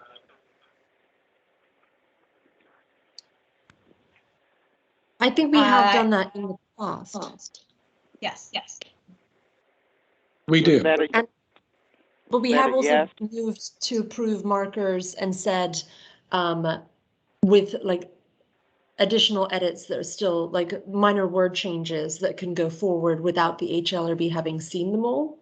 Right. So unless Carmela has identified some suggestions that she and John find a lot of offense to and would like to explain why, like, absolutely not, they're not interested in adopting that, then maybe she could bring those up, and then everything else is always an edit suggestion. Right. But I was going to suggest, rather than, we've all seen it, why don't we just go ahead and approve it with the understanding that specific members, county staff, and the applicants can make additional clarifying changes as agreed upon by the parties. And because I don't think we need to go through the whole wordsmithing process around the table if it can be done behind the scenes. And it sounds like it's already largely been done. Yes, quite a few of the suggestions have been addressed or changed. I know there were several that, because of the space limitations, for example, we would probably have to remove a word or two somewhere else in order to make some of the suggested changes fit. And then there were a few places where there were questions about wording that had been discussed previously and determined either by the HALRB or by the Washington Lee Alumni Association, the members who originally created this, which unfortunately several of them have now passed on. So we were just attempting to hold true as much as possible to the decisions that the original members of the HALRB and the alumni made. But as I say, I've sent this information out with the changes or updates to everyone if you would like to review that, and then we can come back to the table, or if you prefer to approve and then we can discuss approve a revised marker, and then we can discuss what it is wordsmithing wise that we actually might need to do. Well, I'm going to make a suggestion. Why don't we approve it, and with the understanding that you and John and the staff and whichever other HLRB members wish to weigh in still on it can get together and make any clarifying or technical changes that you all agree to. Does that make sense? And then it's basically approved, and you just need to work out, if you haven't already, any final details. Does anyone object to that? I mean, does that sound reasonable? I see Ms. Lawrence has her hand up. Yes, I just wanted to thank Carmela and John, even though he's not here, for all of the work they've done on this. I think that it's important to respect what the original group wanted to do. Everybody can look at something and wordsmith it a little bit differently, and some of the suggested edits I think were helpful, but for the most part, I think that that your suggestion, Mr. Chairman, is one that will work well. Thank you. Thank you. Thank you. And I want to associate myself with your comments. I'm commending Ms. Ham for all her work on this, and Mr. Peck too. Thank you for that. So does anyone have an objection to a motion now on it?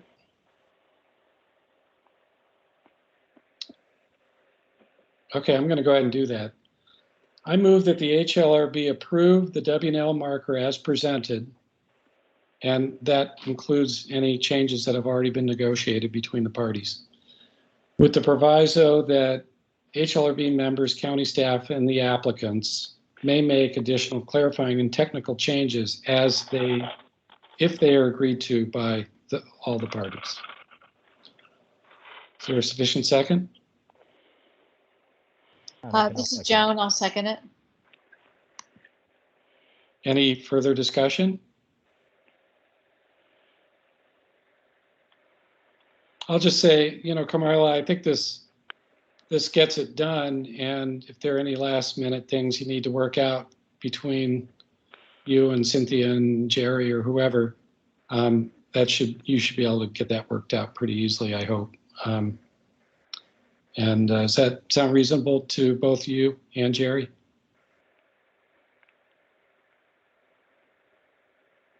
Yes, thank you. Okay. All right, Jerry, you okay with that? Yeah, I'm fine with it. I don't believe that we should be wordsmithing at this meeting. Okay, great. Staff call the roll. Yes, please respond yes if you support the motion. Mr. Aiken. Yes. Mr. Davis. Yes. Mr. Dutka. Yes. Ms. Garner. Yes. Ms. Gwen. Yes. Ms. Ham. Yes. Mr. Laporte. Yes. Ms. Lawrence. Yes. Mr. Menden. Yes. Ms. Meyer. Yes. Mr. Winchell. Yes. And Mr. Woodruff. Yes. Motion carries. Thank you. And again, Carmela, you've done yeoman's work on this. Great job, and I look forward to seeing that marker standing. Where's it going to go, by the way? I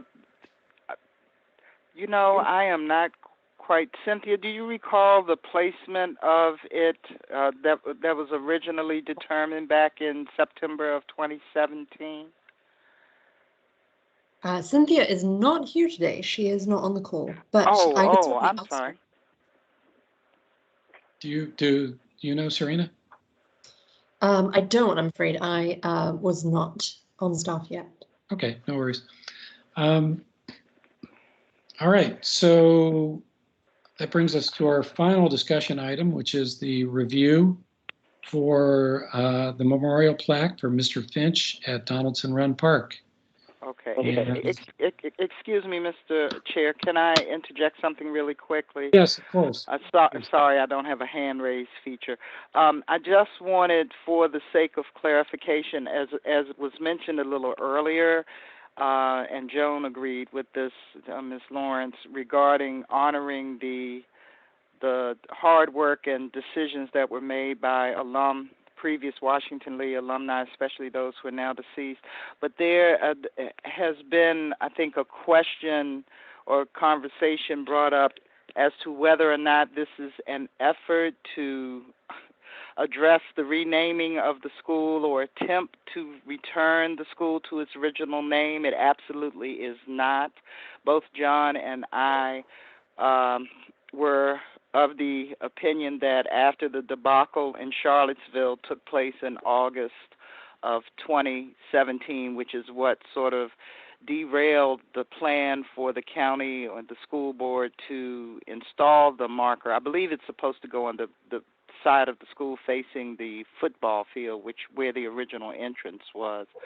But this is just our effort to make sure that we have preserved and continued to share the legacy of the school, which is very rich on a number of levels, which again is why John and I have opted to continue to create some additional means of displaying that history.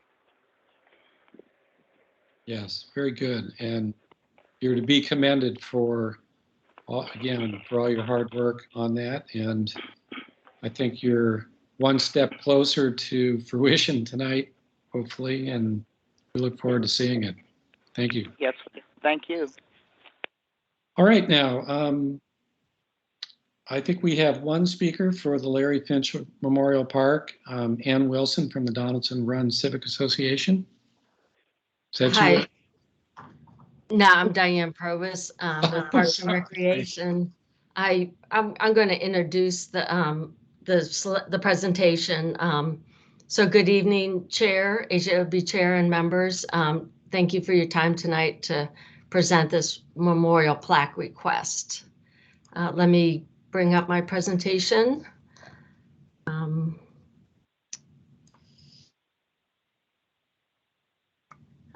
Okay. It's hard to get it. I can't seem to get it, up to full screen, but I hope you can see it okay. Okay. Yeah.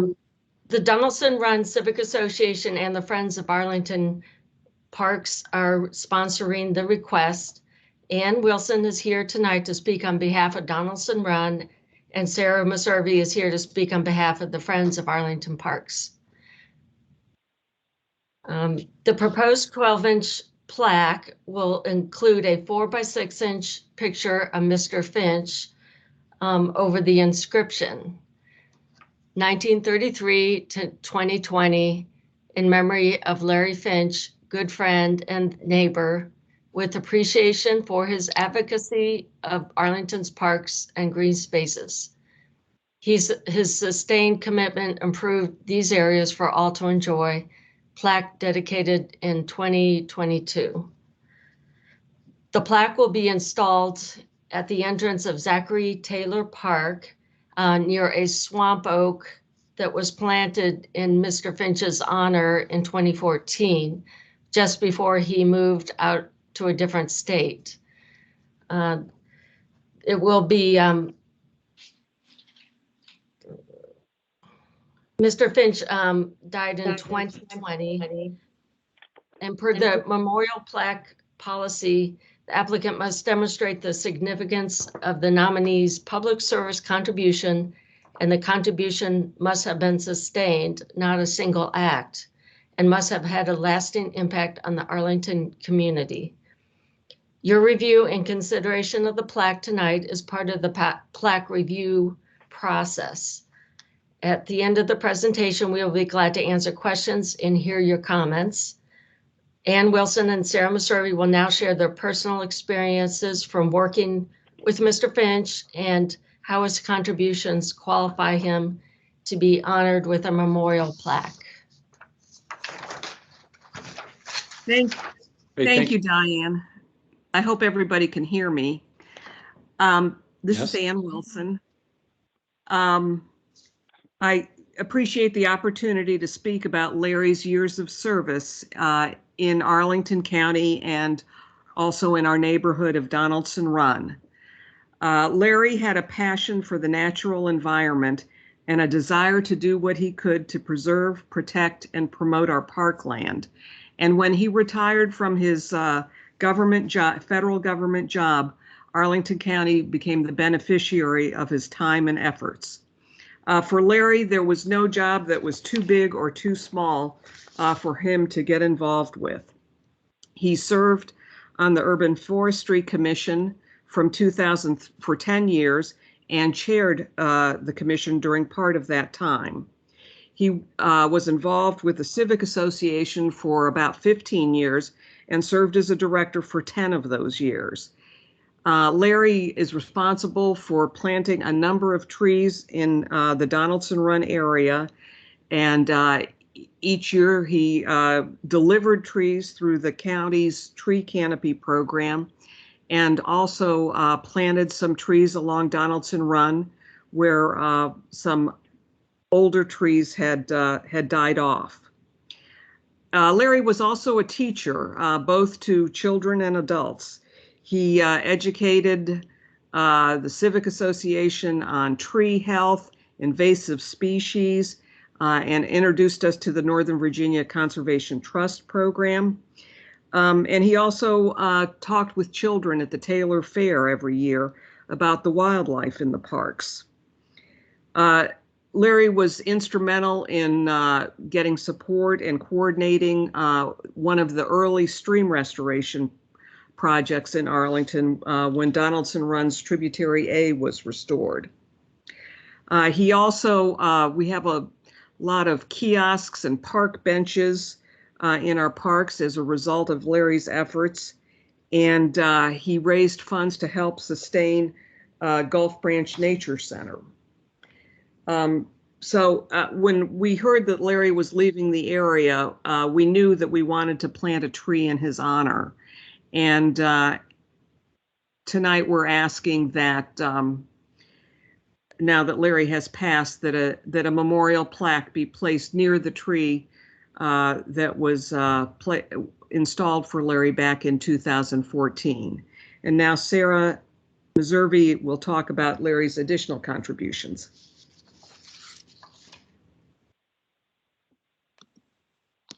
Ms. Meservey? Hi, this is Sarah. So I have known Larry for a number of years, and he was absolutely instrumental with Friends of Arlington Parks. He came to our organization and kind of became the spokesperson. And I found that wherever I went, when it was something about preserving Arlington green space or nature, he was there. It didn't matter what type of organization or meeting it was. He was there. He was there to speak for us. He was our sort of public spokesman, but he was there as a teacher, mentor, just pretty much everything. And his background in science and diplomacy and just all around smart guy and interested in nature led him to be I believe, one of the most important people who's volunteered in Arlington. And from that point of view, just totally apart from Friends of Arlington Parks, I think that, capturing the history of his involvement and what he's given to the community, the plaque is kind of a small thing, but it's there to remind us that to preserve green space, there's, I believe, nothing more noble. And he was the quiet mover in Arlington. And so that's why I think he needs to be specially recognized. Thank you very much for that testimony. Sounds like he was a great guy and cared a lot about our wild spaces here, which is a good thing. The matter, I believe, is before the board. Is there a staff? I guess we don't have a staff recommendation necessarily. Well, we have the park staff, right? You're recommending. Okay. Are there members of the board who wish to comment?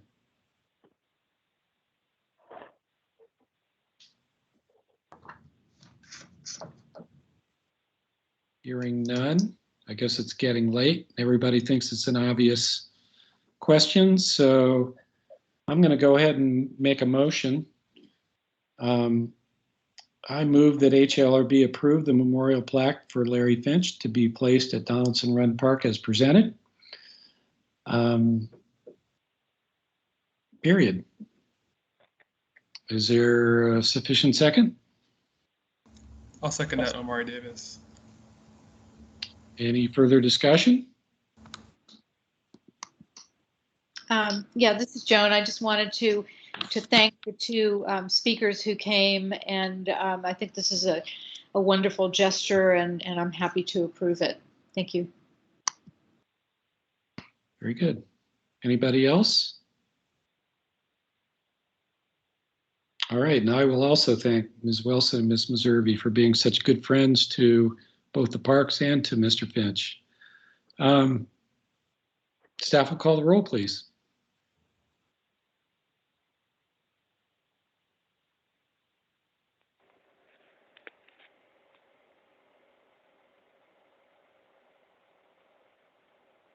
Staff there? Hello?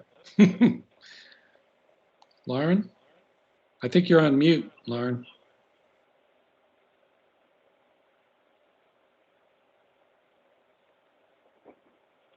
Ms. Ferris? I think you're on mute. I think she just wrote in the chat that she can't unmute. Oh, okay. Serena, are you able to call the roll?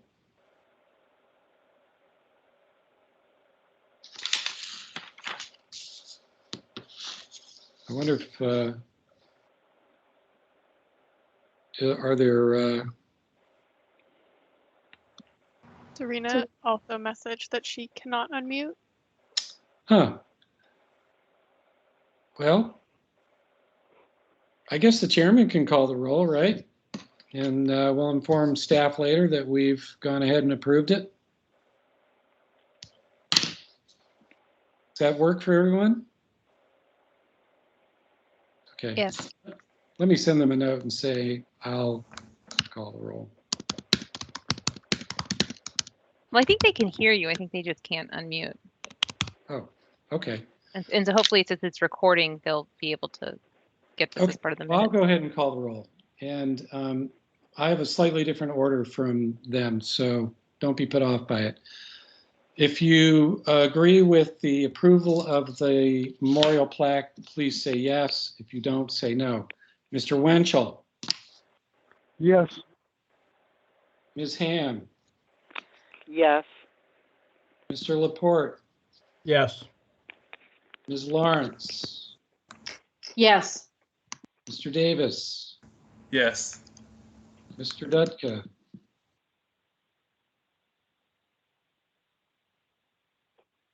Mr. Dutka. Can you all hear me? It's Lauren Ferris. Oh, hi. I was just calling the roll.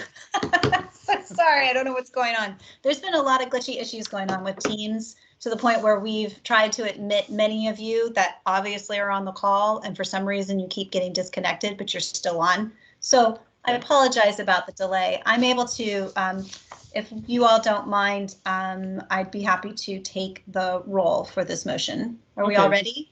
We can start over. Go ahead. Great. Please say yes if you support the motion. Mr. Aiken? Yes. Mr. Davis? Yes. Mr. Dutka? Mr. Dutka? I'll come back. Ms. Gardner? Yes. Ms. Gwen? Yes. Ms. Ham? She already said yes. Oh, Yes. thank you. Great, thank you. You guys got so far ahead. Mr. Laporte? Yes. Ms. Lawrence? Yes. Mr. Mendon? Yes. Ms. Meyer? Yes. Mr. Winchell? Yes. And Mr. Woodruff? Yes. Did Mr. Dutka say yes previously? No, he may have left the call Okay. because he didn't. Well, the motion carries. Very good. Well, thank you, Ms. Probus and Ms. Wilson and Ms. Meservey. Appreciate it. Yeah, thank you. Good night. All right, then, that brings us to the chairman's report. And we're a little behind time here, so I'll make it really quick. We had a discussion last month about what time to hold the in-person meetings, and which will begin in September. This is hopefully our final virtual meeting. And the consensus was that we do it at 6:30. And so I guess that's what we're going to do. And the meetings will be held on the 7th floor of the county building because our former meeting rooms, Cherry and Dogwood, are being converted for some other use. Having set that up, I'm going to turn the remainder of that this conversation over to staff, because the in-person meeting is a little bit complicated in that there is a in-person room limitation, or limitation on how many people can be in each room. So could you, Lauren or Serena, please explain how that's going to work? Sure. Serena, are you able to unmute yet? Looks like it's a no. So staff actually tried to, oh, we're getting something from Serena. I'll keep going. So basically, oh geez, there's an echo now. Sorry, I turned the echo off. It should be gone. Oh, I great. just had to Thank pull you. in from a different place. Fun. Go right ahead, Serena. Okay, so we have been working to figure out the logistics for the meeting. Michael and I met in one of the conference rooms today and had Lauren call in, and we had a whole team of people sorting it out. So the goal, because the rooms, because of the 6-foot maximum and the inability to open windows, a 6-foot requirement, sorry, and the inability to open windows, the rooms now have a far smaller maximum than they used to, far smaller capacity. So even the largest conference rooms have a 10-person maximum, which at that point is basically just HALRB quorum plus staff, plus or minus staff. So we are going to have one main conference room, and we may need to have a secondary conference room where we have applicants who want to cycle in and out to present to the board, or who want to wait in that conference room and present or speak to you through that second conference room. Both of them are equipped with video cameras and microphones, so everything will be, and we tested them today, it all sounds very good, it all looks very good. So the commissioners should be able to be in one space together, and we will monitor, we are going to sanitize everything beforehand. There will also be hand sanitizer there. We don't know if masks are required, but we are asking for everyone present to please wear a mask. And we will be, there will be someone shuttling people to the room, in addition to having unlocked the lifts so you can get up to the room. We will also have directions printed and someone making sure that everyone makes it to the room. That should be everything. So we can have everyone meet in person, and then applicants will have a choice as to whether they want to come in person or not. We will have pre-registration for people who want to come in person, so we know whether we need that spillover room, but all applicants are still allowed to attend online because everything will be live streamed and recorded. Does anyone have any questions? We will also send out more additional information as we get closer to the meeting. I have one question, which is, what happens if 10 members of the board come to the meeting and then there are like 2 or 3 staff? Do some of the members have to sit in the other room? We will probably have staff sit in the other room and the commissioners will sit together, and we will broadcast the meeting from the staff room and the commission can sit together. Okay, all right. If 13 of you show up, then that's going to be a problem. That would also be a first. Okay, any questions about that? All right. That was the only report I had, so I understand there's a staff report or two. This is Lauren Ferris. The only thing I could think of that would be possibly mentioned is concerning the Clarendon Sector Plan update. Joan Lawrence was good enough to join the latest meeting that happened. I think it was July. I've lost track of time. Joan, I don't know if there's anything you'd like to bring up about what was discussed during the last meeting and how well I articulated the points for that meeting. Sarcasm. Actually, it seems like it was more than a month ago. The issues are the density, the heights, the step backs from the street on some of these proposed buildings, and also what to do about Joyce Motors. And so I think there's still ongoing discussions. Thank you very much, Ms. Lawrence. Are there any other, I have to admit, I'm not as prepared for any of these reports. So if there's any other HLRB members that I've maybe requested you to volunteer for any meetings, please speak up if there's anything that I'm missing. If not, then I think that might conclude the staff report. Okay, then. Thank you for that. I think that brings us to the very end here, and I just want to go back to these the vote we had on the McGrath House, and to suggest first to apologize to staff for putting you in the impossible situation of having to come back to us in a month with some product, and if that's something that your bosses say you can't do, then it is what it is. But I do hope that we can get something, and want to offer my help and encourage other members of the board, if they do have some time, to help if there's some research to be done. It can't hurt, and I think it might be helpful to staff. So unless anybody has anything else for the good of the order, I'm going to go ahead and adjourn. Actually, I've raised my hand, but I just wanted to bring up one thing, Sure. that there is a house for sale in Maywood. It is the house next door to us that was until recently occupied by a woman who is a hoarder, and it is on the market. Serena, I noticed that the Zillow listing still advertises it as a tear down, so that hasn't been changed. I and two other neighbors were able to go through it. It's a Sears house that's been insensitively added on to, and it's in really good shape, all things considered. They're asking $875,000, which I think is ridiculous. But if you know of anybody who is looking for a project and wants to restore a house that has been not treated very well inside, I mean, there's just a lot of stuff in it, but it didn't smell bad. We did go in with masks and gloves, and didn't really need the gloves. You really can I don't understand how anybody lived in there, but sad story. But in any event, it has a lot of potential. It's I